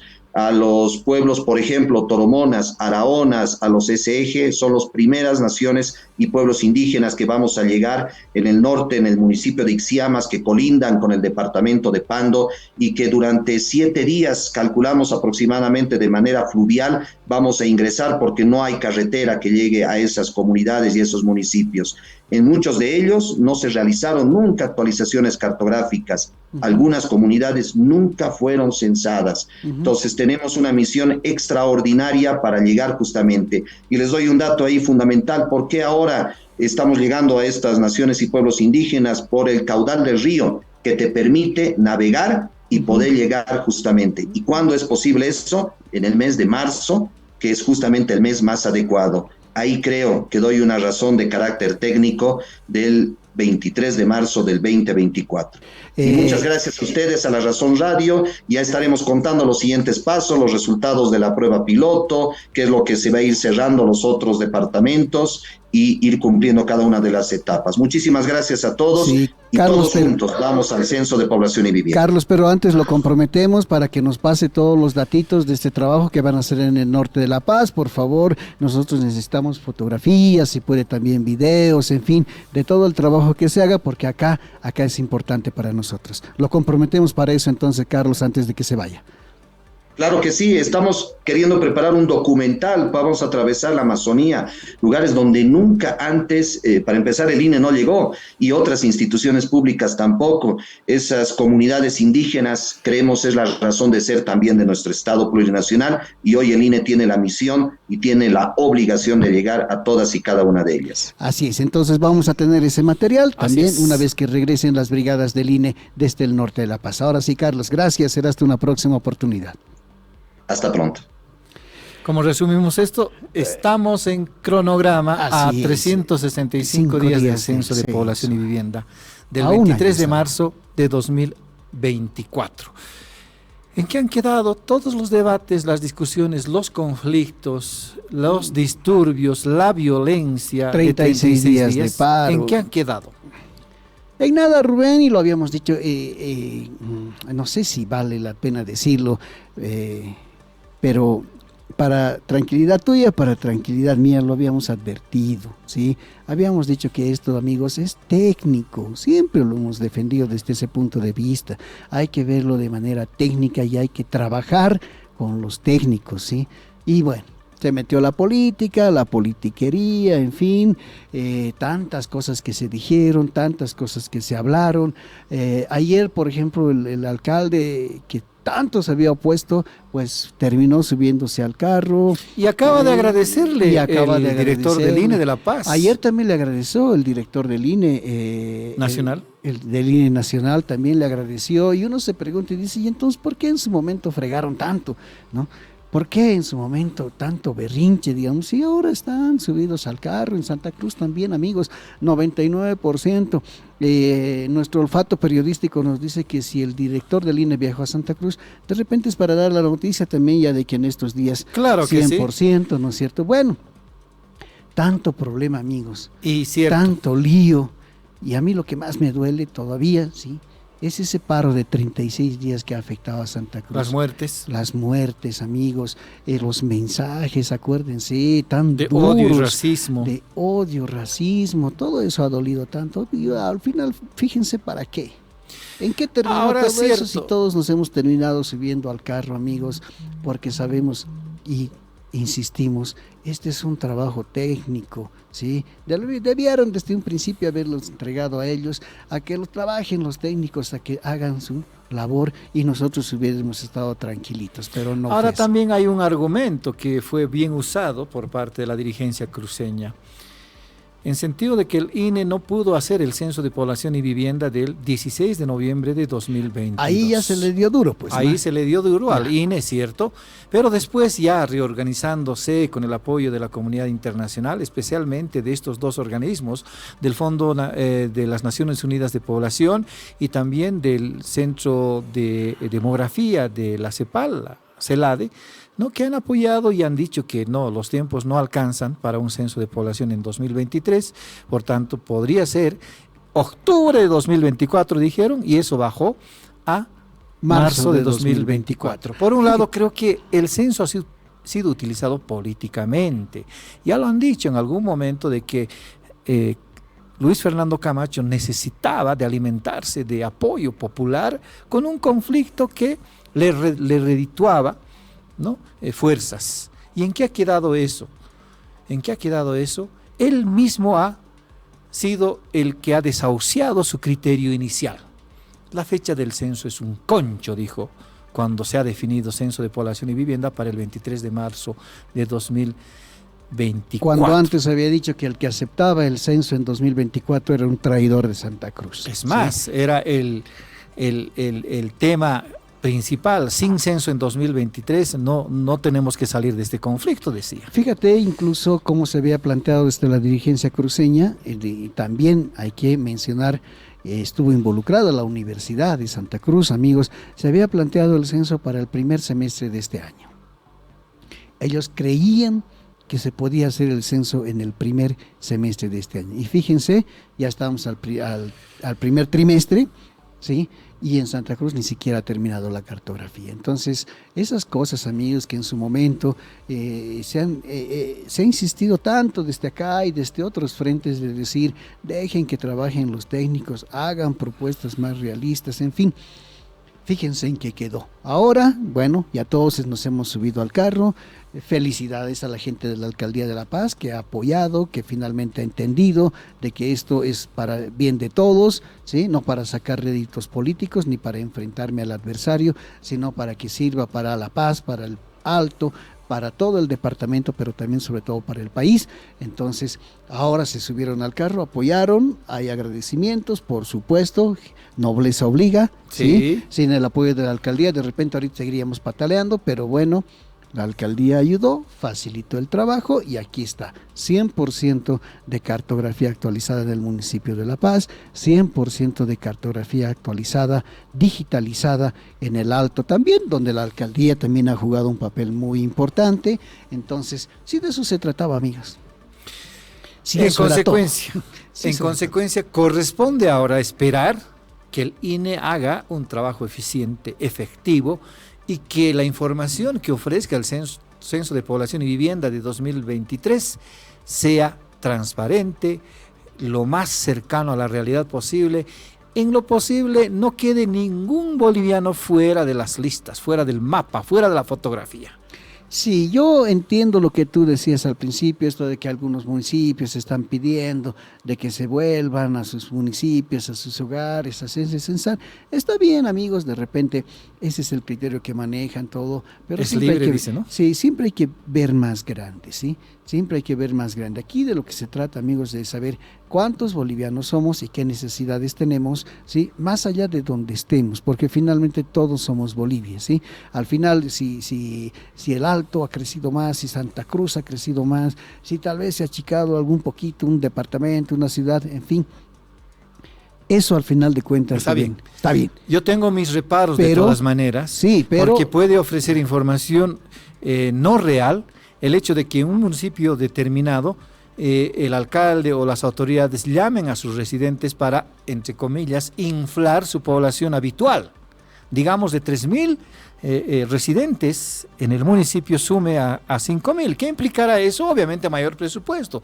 El municipio quedará favorecido seguramente, pero en desmedro de otros municipios que son los que captan esta migración, ¿no es cierto? Cuando en esos municipios precisamente son los residentes quienes habitan, viven, disfrutan del servicio público, del servicio de luz, de agua, de educación, de salud, ¿no? Sí. Sí, Pero bueno, como decía Carlos Santalla, es libre. Sí. Así ¿A que- quiénes se va a censar, amigos? Lo ha dicho muy claramente Carlos Santalla, a quienes durmieron esa noche en ese lugar, ¿sí? Porque después de todo, al día siguiente no vas a poder moverte, ¿no ve? Todo está cerrado, Sí. hay auto de buen gobierno, en final. Entonces, finalmente hay la libertad, amigos, ustedes, de todos, cada uno tendrá la conciencia de decir, bueno, de repente sí, yo tengo mi casita, no sé, pues en Turco, digamos, Sí. pero toda mi actividad está aquí en La Paz, aquí vivo, aquí está mi familia, aquí trabajo, aquí tributo, en fin, yo tendré la libertad de elegir y decir, ¿por qué no hacerme censar en mi pueblo? De repente sí, o también, ¿por qué no hacerme censar acá donde están todas mis actividades? Ahí usted, amigo, tiene la libertad de elegir, como lo dijo nuestro amigo del INE, tiene absoluta libertad de elegir. Usted sabrá cómo y cuándo hacerlo. Lo importante es que esté censado. Así ¿sí? es. Entonces, serán censados en los lugares que corresponda quienes hayan dormido en la noche previa. Esta noche, como al año, pero como esta noche. Como ¿sí? esta noche. ¿Sí? Amigos, hemos intentado ser claros con esta entrevista con usted, por eso incluso a Carlos Santalla le hemos pedido una explicación acerca de los conceptos. ¿no? Y también yo le pregunté, porque si ya tienes la cartografía anterior, que la tenías ahí guardada, archivada, y ya tienes la cartografía nueva, por supuesto que ya saben más o menos cuánto ha crecido la No Paz, quisieron decirlo, ¿no? Y cuánto ha crecido el Alto. Claro, esa es información confidencial, por supuesto lo respetamos, sí, y plenamente, pero por supuesto que ya tienen una idea más o menos de cuánto ha crecido la Paz, Así de es. cuánto ha crecido el O Alto. tal vez no tenía a la mano. Yo lo que creo es que no, son datos confidenciales todavía, ¿no? Todavía. Claro, es un trabajo minucioso, detallado, luego de repente también todavía está en proceso, ¿no? O sea, hay que hacer, no es solo recibir los datos, como él nos decía, hay que segmentar, hay que sacar, pues hay que ir viendo más de cerca al detalle los datos, en fin. Pero yo creo y estoy seguro de que ya tienen más o menos una idea, por lo menos en cuanto a infraestructura, en cuanto a zonas, casas y demás. ¿Llegaron a tu casa las brigadas? Los vi pasar.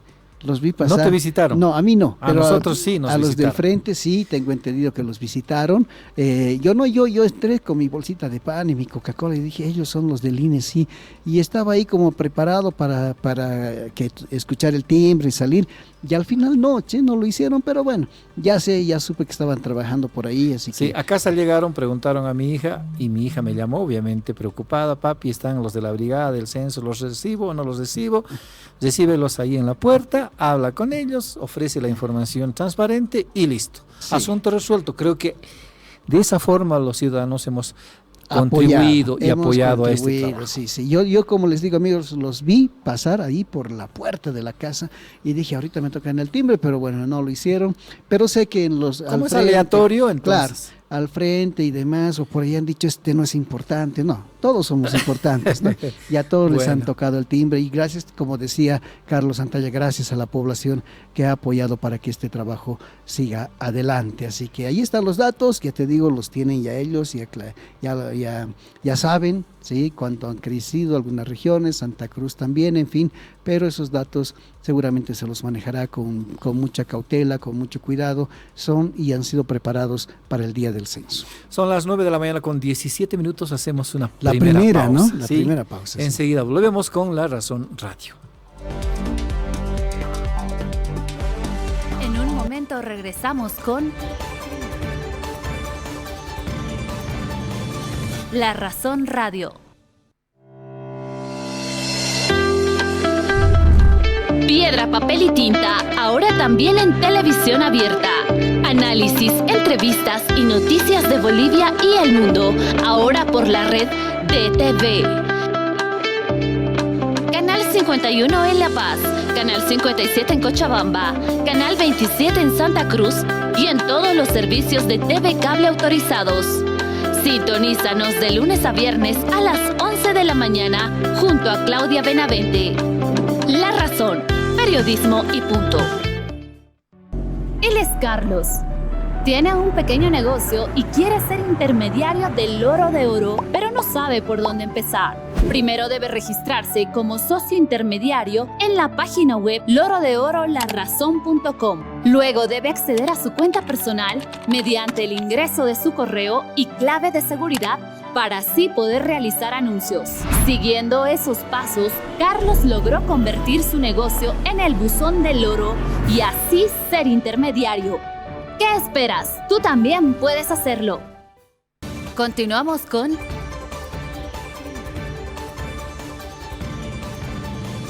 La Razón Radio. 9 de la mañana con 19 minutos. Usted está en La Razón Radio. Trabajan para ustedes Antonio D'Alencia y Rubén Atahuichi. Esta transmisión de La Razón Plus, que es un producto de La Razón, cuya primera emisión es con La Razón Radio, a las 8 en punto, a las 11 Piedra, Papel y Tinta, a las 12 Marcas, con todo nuestro equipo deportivo para informar a nuestra audiencia sobre todo lo que ocurre en ese ámbito. ¿Qué tal si nos vamos a la lectura de nuestros titulares?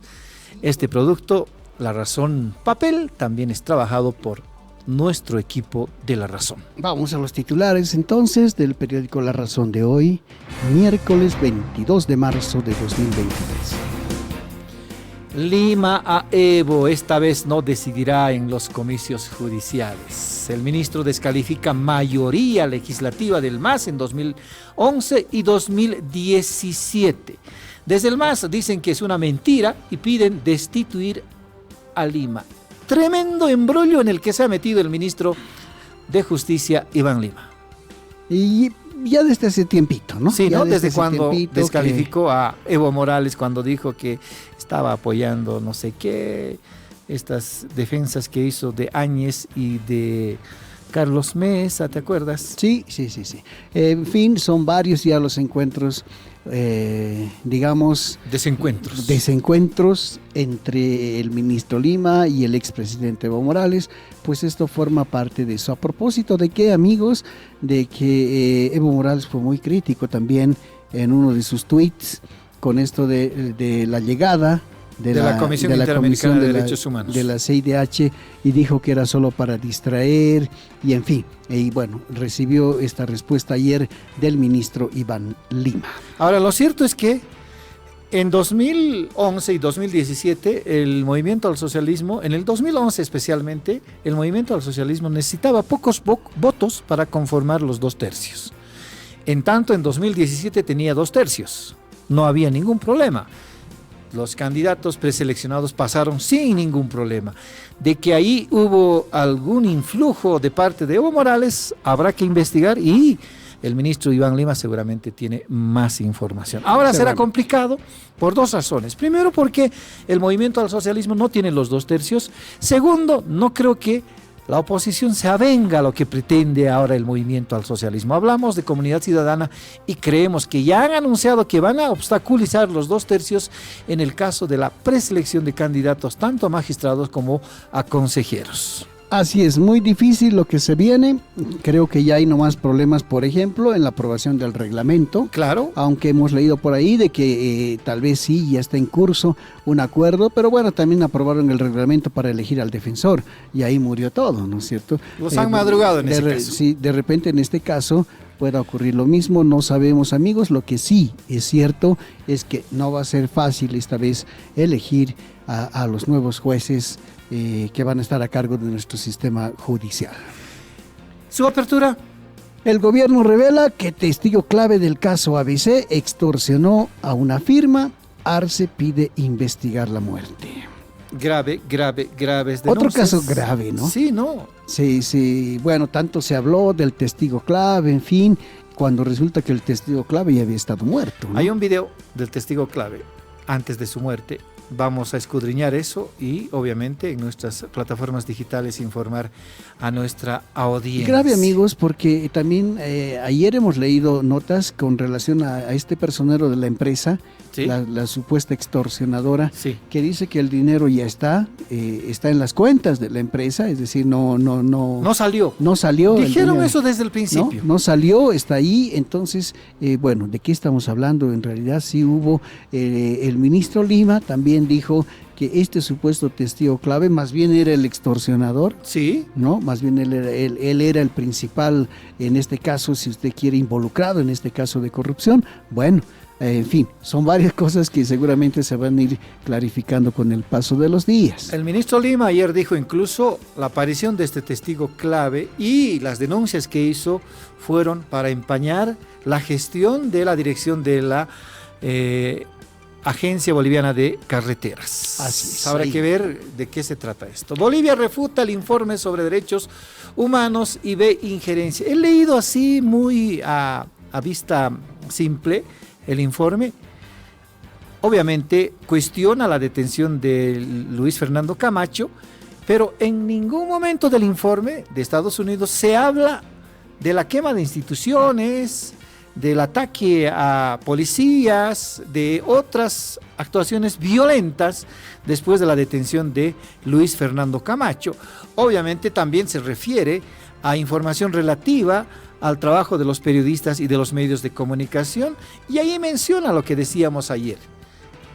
Datos de la Asociación de Periodistas de La Paz, de la Federación de Periodistas de Bolivia, que en mi criterio son muy sesgados. Así es. ¿Qué dice entonces ahí Bolivia sobre este informe? Pues los descalifica precisamente por eso, ¿no? Porque sí, les parece al gobierno un informe sesgado, un informe sin contraparte, un informe de escritorio. Bueno, pero ese es otro de nuestros titulitos. Con fotografía, dice, fracasa el diálogo y maestros irán al paro. Hemos abundado harto con esto. Sí, hemos tenido una entrevista con el viceministro Puma, quien nos ha explicado los pormenores de por qué se salieron del diálogo, en fin, se entorpeció ahí porque hubo una gasificación, pero los puntos más o menos ya estaban, ¿no? Dice, estábamos hablando de los ítems, el déficit que hay, el crecimiento demográfico, en fin, pero bueno, se interrumpió por todo eso. De todas formas, el gobierno espera que hoy a las 6 de la tarde el diálogo se pueda retomar. Ley Edil baja los impuestos de vehículos en La Paz. ¡Qué buena noticia! ¿No? Hay un ajuste, ¿no?, a la tabla según la depreciación del mismo vehículo. Sí. Antes era del 10%, amigos, esa depreciación se ha subido al 20%, por tanto puede haber una rebaja para los impuestos que pagamos por vehículos cada año. Desde el 15 de mayo, trámites para jubilación ya en la gestora. La gestora empieza a operar desde el 15 de mayo ya con la totalidad de los aportes y las rentas de los jubilados en el país. Ayer hemos tenido una amplia entrevista con el gerente precisamente de la gestora pública, el señor Jaime Durán Chuquimia. Él nos ha explicado todo el proceso, nos ha dado datos, cifras nuevas de cómo ha ido avanzando la inscripción o el reclutamiento de trabajadores nuevos, de empresas que ya se han sumado también a la administración de la gestora. Y bueno, lo que nos ha dejado claro también y tiene que quedar para todos nosotros, amigos, se trata simplemente de un cambio de administración. Así es. ¿Sí? Antes eran privadas las AFPs, ahora la gestora es estatal. Nuestros aportes permanecen tal cual como siempre, son un patrimonio autónomo, ahí no le mete la mano nadie, ¿sí? Esa fotografía, fíjate la cara de Trump en esa bandera. ¿Cambiará esa cara una vez que se decida hoy la situación del expresidente de Estados Unidos? Sí, puede ser hoy. Sí. Sí, tendría que ser, ¿no? Estados Unidos en vilo por Trump. Nueva York se prepara para una posible inculpación del expresidente. ¿Cuál es el caso? ¿Tú lo conoces bien? La toma del Capitolio en 2019, no, 2021. 2021, sí. 2021, la toma del Capitolio previa a las elecciones en ese país. Se han metido ahí, claro, afines. Muchos lo han calificado como un intento de golpe de Estado. Autogolpe en este caso, ¿no? Fue grave ese hecho en Estados Unidos. Se espera que hoy, amigos, tengamos más noticias y algunos están esperando que Donald Trump sea detenido. Sería la primera vez, dicen ellos, que ocurre esto en los Estados Unidos. No es muy frecuente tampoco en el mundo, amigos, que un expresidente sea detenido. Un hecho parecido a lo que ocurrió a principios de año en Brasil. ¿Te acuerdas cuando fuerzas afines, allegados a Jair Bolsonaro, tomaron Plan Alto, tomaron el edificio del Congreso, tomaron el edificio de la Corte de Justicia, en protesta por la llegada al poder de Lula da Silva? Tenía el mismo propósito esta toma del Capitolio. Querían impedir la llegada al poder del presidente actual, Joe Biden. Así es, vamos a la última llamadita, Rubén. Y si ayer nos despertamos indignados por lo que habían hecho 2 policías con un ciudadano, pues aquí tenemos otra noticia que también tiene que indignarnos, amigos, no solo a nosotros, sino a todos los bolivianos. La Agencia Nacional de Hidrocarburos halla coches que cargaban hasta 2.000 litros de gasolina por día. ¿No podía detectarse esto? Se ha hecho un trabajo, Rubén, por lo que por lo que ayer explicaban.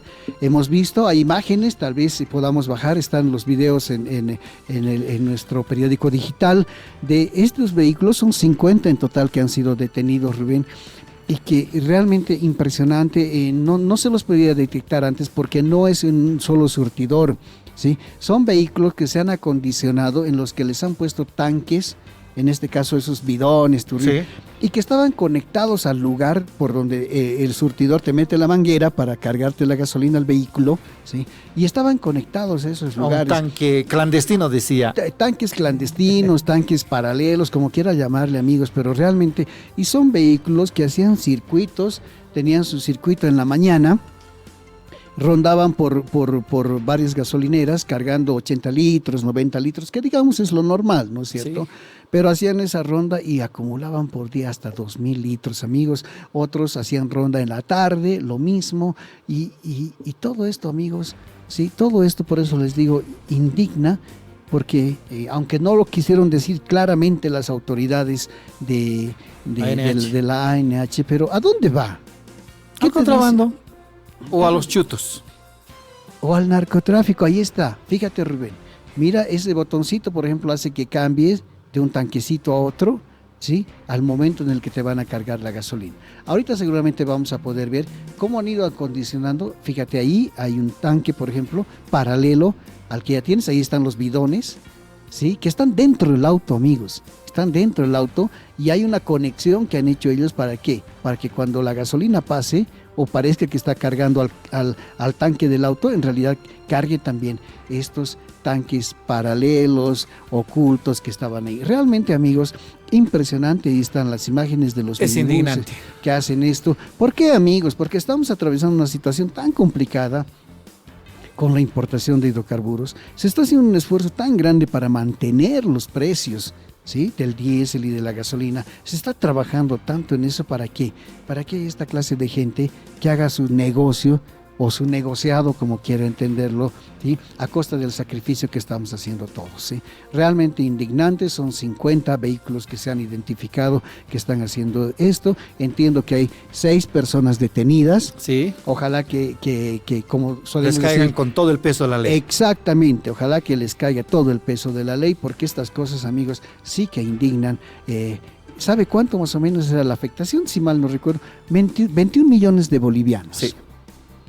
21 millones de bolivianos, amigos, que se estaba yendo para ellos, ¿sí? Ahora, 21 millones de bolivianos que lo ponemos nosotros, Sí, ¿sí? de Que nuestros lo pone, impuestos, que lo nuestros pone aportes. el Estado para subvencionar el precio de la gasolina, para que no tengamos un colapso. Fíjense ahora tan difícil que está importar el diésel, la gasolina tan caro, tanto ha subido en el mercado externo, tanto esfuerzo se está haciendo. ¿Para qué?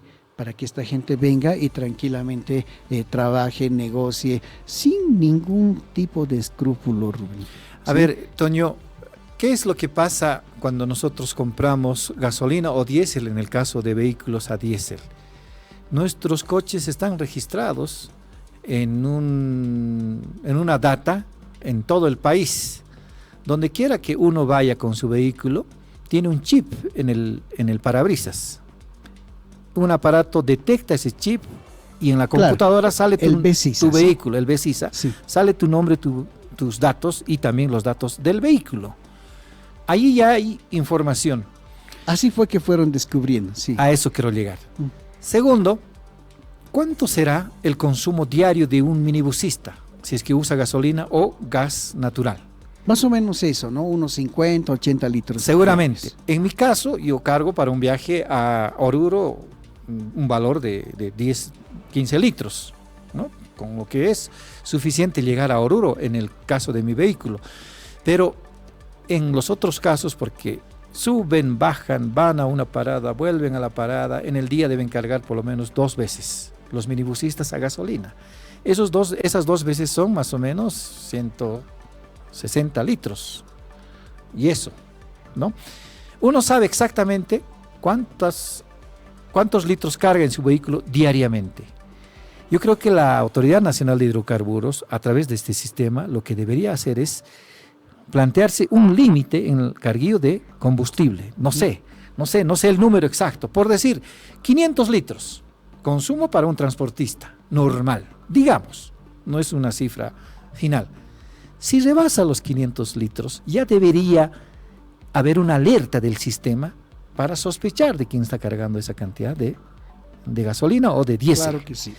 Y detectado ese vehículo, obviamente ya debería generar sospechas. Así es, así que... Pero ha sido libre esto. Claro, tengo entendido que así se ha ido haciendo este trabajo, ir identificando vehículos que cargan como lo acabamos de describir, hacían sus rondas, unos por la mañana, otros por la tarde, iban por las gasolineras más cercanas, en una cargaban 80 litros, en la otra 90 y así iban acumulando hasta 2000 y luego seguramente al día siguiente volvían a hacer lo mismo, en fin, pero se ha ido detectando gracias a esto y son 50 amigos, fíjense, 50 pero deben vehículos. ser más. Sí, seguro que son más. Y en el país. Seguro que son más. Ahora uno dice, bueno, en la frontera ya, ¿no? Digamos, Oruro, poblaciones más alejadas, Potosí también, claro, obvio, es para el contrabando, pero también en Cochabamba ocurre. Claro. Sí, en Cochabamba, y uno dice, en Cochabamba es un poco más difícil, ¿no? Llevar hasta la frontera, en fin, entonces sí, ¿por qué no? No hay que descartar, amigos, también de repente sí es para el narcotráfico, claro, o para cualquier otra actividad ilícita, pero eso es lo que está ocurriendo, por eso les digo, amigos, esto tiene que indignarnos a todos, ojalá que estas personas detenidas, ojalá que se detenga a más personas, ojalá que siga esta investigación y que no sean 50, ¿sí? Y que dentro de poco sepamos que son 100, 200, todos los que haya, todos los que estén haciendo este tipo de negocio, de negociado, pues merecen, Rubén, ser detenidos, insisto, por la situación tan delicada por la que estamos pasando por nuestros hidrocarburos. Ahora es cierto, esos 3 destinos son los posibles. El contrabando se lleva... Claro, donde hay frontera, combustible claro, subvencionado hacia otros países, especialmente Argentina y a Perú. Sí, por otro lado, a los vehículos chutos, que no tienen becisa esos vehículos chutos, por tanto no pueden cargar en los surtidores. Lo que hacen es proveerse de los vendedores al raleo de gasolina. Puede ser ese el destino. Y el tercero, obviamente, es el narcotráfico. Fíjense, amigos, si intensificamos esta lucha, si identificamos realmente dónde se está yendo la gasolina, dónde se está filtrando, pues podemos solucionar en gran parte, digo yo, este momento tan difícil que estamos pasando por la importación de hidrocarburos. Ha afectado nuestras reservas, Rubén. Claro que ha afectado nuestras reservas y fíjense dónde se estaba yendo, ¿sí? Bidones y bidones cargados de gasolina. No, pues sí, yo creo que ahí turriles, yo creo que ahí las autoridades tienen que ser lo más drásticas que se pueda. No conozco las normas, no sé qué dicen con relación a esto, pero ahí están las autoridades, este es parte de su trabajo y hay que comenzar a dar ejemplos, Rubén, ¿sí? A dar ejemplos. Fíjate lo que pasó con el dólar, por ejemplo, ¿no? Tenemos a una señora, 4 meses va a estar en la cárcel, de principio, porque si el proceso que se le ha abierto, se le imputen y demás, puede ser más, pero fíjense, así hay que actuar, ¿no? Creo que así hay que actuar, hay que decir, bueno, finalmente, ¿para qué están hechas las normas? ¿Sí? Si son cosas que están afectando al país, hay que ser más duro todavía, ¿no es cierto? Hay que ser más duro, hay que ser más drástico. A mí me da mucha pena esto, Rubén, te digo, porque por la situación por la que estamos pasando. ¿Sí? Es terrible, amigos, cómo ha subido la gasolina, cómo ha subido el diésel en el exterior y sin embargo lo tenemos que traer. El esfuerzo que se hace en Bolivia por mantener los precios, por mantener la subvención y bueno, y fíjense cómo algunos, fíjense lo que están haciendo, ¿no? Así es, con ese comentario hemos cerrado la lectura de nuestros titulares de este miércoles 22 de marzo. Mira pues, y estamos a ¿cuántos días de terminar el mes? 8 días, 9 días y ya se habrá ido el primer trimestre de este año, como decimos. Así es, son las 9 de la mañana con 38 minutos, nos da para una pausita a producción. Claro que sí, nos vamos a una pausa, enseguida volvemos con más de La Razón Radio. Eso.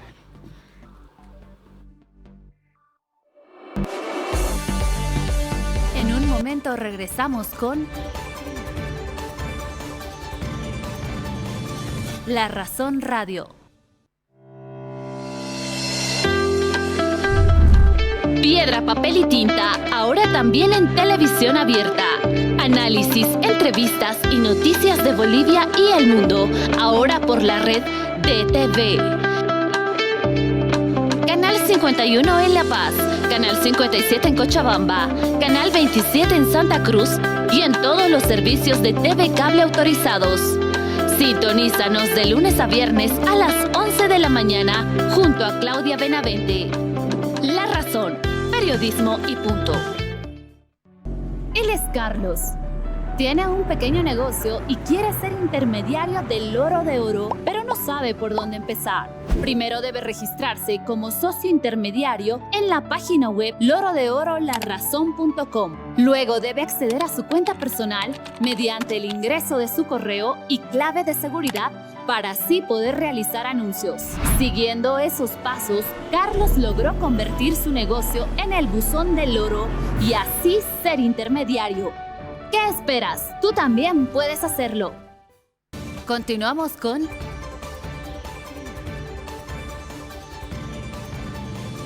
La Razón Radio.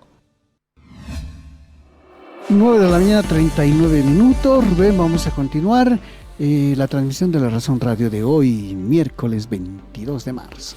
El presidente Luis Arce se encuentra en las Naciones Unidas. Naciones Unidas es, ¿no? Sí, es en un foro sobre agua. Sobre el agua, sobre el agua, ¿no? Sí. El embajador de la OEA, ayer en La Razón Radio, hablamos de Héctor Arce, informaba precisamente de este periplo presidencial en Nueva York, en Estados Unidos. Bolivia, decía él, siempre ha tenido, digamos, fuerza, incidencia en temas relativos a la defensa de la madre tierra, y con el agua no va a pasar lo contrario. Sí, ayer también, Rubén, en la inauguración de este encuentro, Naciones Unidas ha presentado un informe sumamente preocupante, ¿sí? Sobre la situación del recurso agua en el mundo, amigos.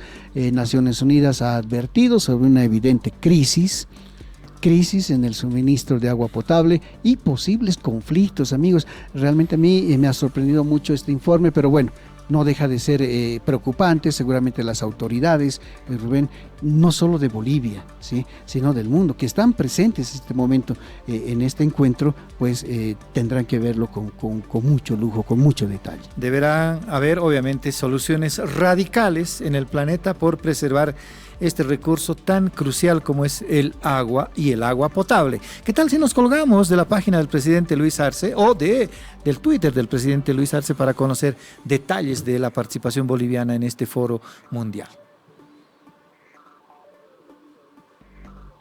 Ahí está, estamos todavía cargando las imágenes. Sí, vamos a darle tiempo a producción para ver. También el presidente, tengo entendido que participa esta mañana, en la mañana. Así es, ¿sí? Así es. En la mañana ha llevado Rubén una propuesta de 12 puntos, ¿sí? Seguramente el presidente lo va a explicar en su participación. Son 12 puntos entre los cuales, amigos, podemos rescatar, obviamente, esto de que el acceso al agua se mantenga como un derecho humano. Sí. ¿Sí? Que haya corresponsabilidad entre los países grandes y pequeños también sobre cómo mantener un flujo constante, permanente de acceso al agua para la población, y también va a hablar del derecho que los países tienen de acceder al mar, ¿sí? Que el mar también como un recurso. Agua, es cierto, el agua del mar no se puede beber, pero no deja de ser agua y es un recurso además natural, que entiendo también el presidente va a nombrar en cuanto a las propuestas. Ya les digo, estos 12 puntos que está llevando a este encuentro por el agua. Me temo que en algún momento de la historia futura los terrícolas vamos a tener que apelar al agua del mar para abastecernos de este recurso, porque es cierto, habrá un proceso larguísimo, seguramente las investigaciones están avanzadas en cuanto a la purificación de este recurso. Sí, es costoso, ¿no? Es costosísimo, y obviamente ante la carencia de agua dulce, creo que todavía podemos pensar en que el agua de mar puede servirnos a esto. Y en esto, ¿qué hacemos nosotros? Ya lo hemos comentado bastante en entrevistas anteriores. ¿Qué hacemos nosotros como ciudadanos de a pie por preservar este recurso, por cuidar que no falte el agua a lo largo del año? Ahora mismo que el país está sufriendo un déficit de lluvias, ¿estaremos preparados para llegar a fin de año con el agua potable suficiente, Acá en La por Paz, ejemplo, dices, en La ¿no? Paz. En La Paz, sí, claro que sí. Hay que recordar, amigos, que también en otras ciudades como Potosí, Oruro, ¿sí? Sucre, Sí, sí, ya hay racionamiento de agua. así es. Sí, y lo han tenido todo el año pasado, nos han confirmado las autoridades y este año también ya se hizo una planificación para un racionamiento de agua. De hecho, en Oruro, Rubén, hay agua hasta las 2 de la tarde, ¿sí? Sí. 2 de la tarde y después ya para de 2 de la tarde Hasta las para- 10 de la mañana hay, desde muy tempranas horas de la mañana hasta las 10 de la mañana hay agua potable con un flujo fuerte en las piletas y a partir de las 5 o 6 de la tarde se vuelve a proveer durante toda la noche. Así es, y en otros lugares, como les decimos amigos, es a partir de la mañanita, muy temprano, 5 o 6 de la mañana, hasta las 2 de la tarde. Eso ocurre en Sucre, por ejemplo. Y después ya no tienes agua, ¿sí? Ya Sí. hasta el día siguiente. Y en La Paz lo que nos abastece de agua potable es precisamente la cumbre, las cumbres y las lluvias. Tenemos 10 reservorios de agua en nuestras presas, en el contorno de la ciudad, en el Alto también, como también en la ciudad de La Paz. En Oruro, por ejemplo, el agua potable que tomamos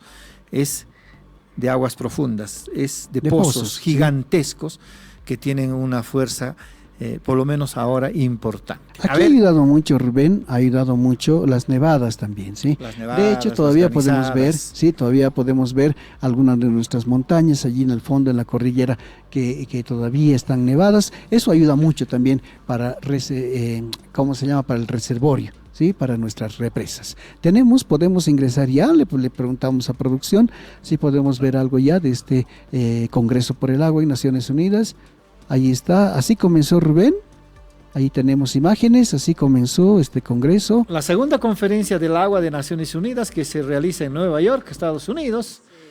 Ahí está la Epicentro transmisión. de nuestra atención, De Bolivia ya TV. que es un Este es del presidente Lucho Arce. De factor Lucho que por afecta Bolivia, sí. a los recursos de agua potable. Ahora que se derriten los glaciares a una velocidad sin precedentes tanto en el Antártico como en el Ártico, vemos claramente cómo es un fenómeno imparable. Por otro lado, el crecimiento acelerado de la población mundial incrementa también la presión y la demanda de agua. Debido a estos dos factores, en las últimas 5 décadas, la disponibilidad de agua per cápita se ha reducido en 2,5 veces en todo el mundo y en algunas regiones incluso más. Ahí está Rubén, los datos que se estaban ofreciendo, lo que te decía ayer, se entregó este informe que nos tiene que preocupar a todos. Naciones Unidas ha advertido sobre una evidente crisis de agua en el mundo y nosotros por supuesto que no vamos a estar al margen. Ya lo estábamos comentando con Rubén, cómo se están aplicando algunas medidas en otras ciudades, en Bolivia, en La Paz en este caso, Rubén, se nos ha garantizado, hay un 75% de nuestras represas, están a un 75% de su capacidad y por tanto podríamos tener tranquilidad. Pero también es cierto, amigos, que no hemos tenido una época de lluvias normal, ¿sí? Hay un gran déficit en gran parte del país, ha llovido menos de lo habitual, aunque en otras regiones sí. En Santa Cruz, por ejemplo, en el norte de Santa Cruz ha llovido en exceso. Sí. Pero, por ejemplo, no en el occidente del país. Lluvias eran las de antes, diríamos, aquí en La Paz. Hemos estado experimentando estos días unas lluvias matinales muy suavecitas, ¿no? Lloviznas matinales, que si bien, digamos, podrían alimentar nuestras represas, pero no son suficientes. No son esas lluvias que te dejan totalmente sopa, como decimos en el lenguaje popular. Ya no. Y obviamente tampoco han complicado la estructura urbana en La Paz, porque La Paz es muy vulnerable a las lluvias, los taludes son muy vulnerables, los ríos suelen desbordarse en épocas fuertes. Te acordarás, este año no hemos tenido, por ejemplo, el desborde de este río que circunda la avenida costanera, que solía incluso desparramar piedras por encima del muro de contención. Cierto, ¿no? sí. Ahí se entiende de que este año, por lo menos en La Paz y en el occidente del país, no hubo muchas lluvias y estamos, según reportes del Servicio Nacional de Hidrología y Meteorología, en una época de transición.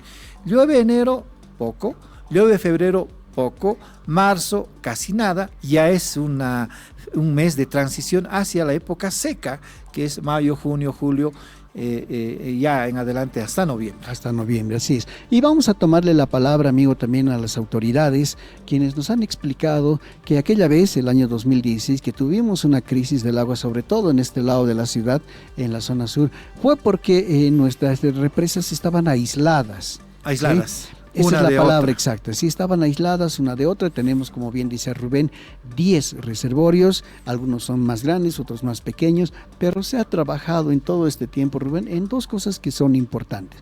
Una, aducciones. Aducción. ¿Sí? Se han hecho aducciones. Llevar tubería de una represa a otra. Porque ¿qué pasó ese año, amigos? Que la represa, la que nos da el agua acá a la zona sur, se secó, no había agua, pero había agua en las represas más arriba, ¿no? Había agua ahí, pero no se las podía transportar, no se podía hacer nada, en fin. Finalmente se hicieron aducciones, se construyeron aducciones de tal forma de que nuestra represa principal, que es la de Jampaturi, ¿no? Se alimenta también de otras represas, ¿sí? O Incachaca, una de las dos. La Incachaca es la más grande, ¿no? Sí. La que está Entonces, camino a Yungas. Esa es la que se alimenta de otras represas que están más arriba, ahora gracias a aducciones que se han construido, ¿sí? Y lo otro que alguna vez también nos explicaban los amigos de EPSAS es el bombeo. Sí.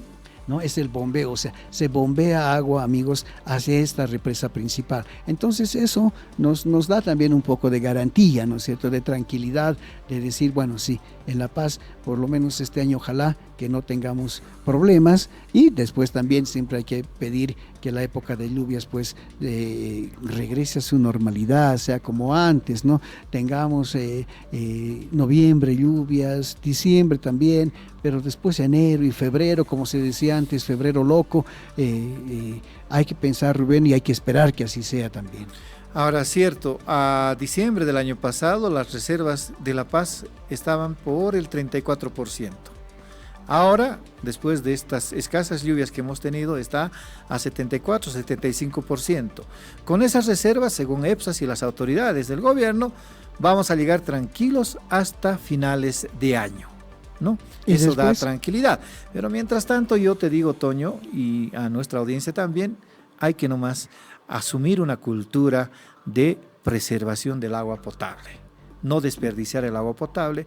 Qué pena que las construcciones urbanas se hagan con agua potable. Sí, es algo en lo que vamos a insistir, amigos. Cuando tenemos vertientes, sí, que vertientes que no están a kilómetros de kilómetros, vertientes que están aquí al alcance. Tenemos aquí en la zona sur, camino a Mayasa, por ejemplo, hay vertientes, ¿sí? En el centro de la ciudad hay vertientes, Rubén, en la gruta, ¿sí? Lourdes. Que bien podrían, en la gruta de Lourdes, que bien podrían utilizarse, amigos, para los negocios como el lavado de autos, obviamente para las construcciones que consumen, amigos. No tengo el dato, pero alguna vez sí lo hemos hecho. ¿Cuánto de agua se consume en las construcciones? La cantidad de agua que se consume. ¿Cuánto de agua se consume? Y imagínense, amigos, todos estos edificios que se están construyendo, ¿cuánto de agua consumen? Y lo están haciendo con agua potable. Eso es lo que da pena. Da pena en esta situación de emergencia. Yo creo que en esta situación de escasez de lluvias, creo que es un tema hasta indignante, pues que en las construcciones se use agua potable. Por otro lado, ya en la actitud personal de la familia, de los hijos, de los padres, hay que nomás asumir la responsabilidad de reciclar agua. Agua de las lavadoras directamente al tacho. ¿Para qué? Para lavar el patio, para lavar las aceras, para lavar incluso los vehículos, ¿no? Sirve esa agua. Sí, y también en los centros públicos grandes, por ejemplo en los mercados. Sí. Hemos visto y hemos leído también reportajes de nuestros compañeros de trabajo, cómo se malgasta, cómo se utiliza tan mal el agua en los mercados, ¿sí? Todo es ir al grifo. ¿Sí? Todo es ir al grifo, tienen que lavar algunas verduras para venderlas, van al grifo, ¿sí? Tienen que lavar los platos, las amigas que venden comida, todo van al grifo. Todo es al grifo, no hay una cultura de reciclaje, ni siquiera en estos centros públicos y apenadamente tampoco en los hogares, Rubén. En cosas pequeñas como el lavarse la boca, por ejemplo, use siempre un vasito de agua claro, en vez de dejar chorreando la pileta, por ejemplo, ¿no? Ahí ayudas por lo menos a ahorrar agua, buenos litros, un par de litros, por ejemplo. ¿no? Que ya es Pudiendo mucho. usar solamente un vaso de agua para lavarse, otro vaso para el enjuague, ¿no? Son cositas tan pequeñas que pueden ayudar a evitar el desperdicio de agua potable. Gota a gota, el agua se agota, solemos Sí, decir. es verdad, amigos. Bueno, estamos pendientes de la participación del presidente Luis Arce en este evento. Es cuestión de minutos ya en los que va a él estar emitiendo su mensaje. Como le decimos, 12 puntos va a plantear el presidente en esta cumbre, entre ellos esto del acceso al agua Como un derecho. como derecho humano, y también va a hablar de la posibilidad de que todos los países tengan también pues derecho a acceso al mar, ¿sí? Porque ahí también está el recurso agua. No nos alcanza para escuchar al presidente, así que estamos cerrando ya nuestra transmisión digital de La Razón Radio. Son las 9 de la mañana con 54 minutos. Lo hacemos adelantado por una emergencia. Así es. Mañana volvemos a las 8 en punto. No se olvide de escuchar a las 11 en punto Piedra, Papel y Tinta, el segundo streaming de La Razón, y a las 12 Marcas, con Así toda la es. información deportiva. Así es, amigos, muchas gracias como siempre. Mañana estaremos a las 8 en punto. Hasta luego.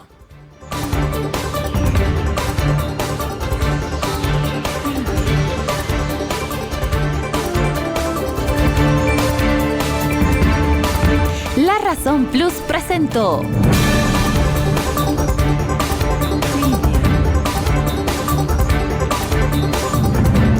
La Razón Radio, una manera distinta de contar las noticias y marcar el ritmo de ellas.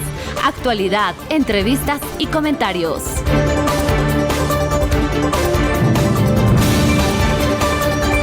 Estuvo con ustedes Rubén Atahuichi y Antonio Dalense.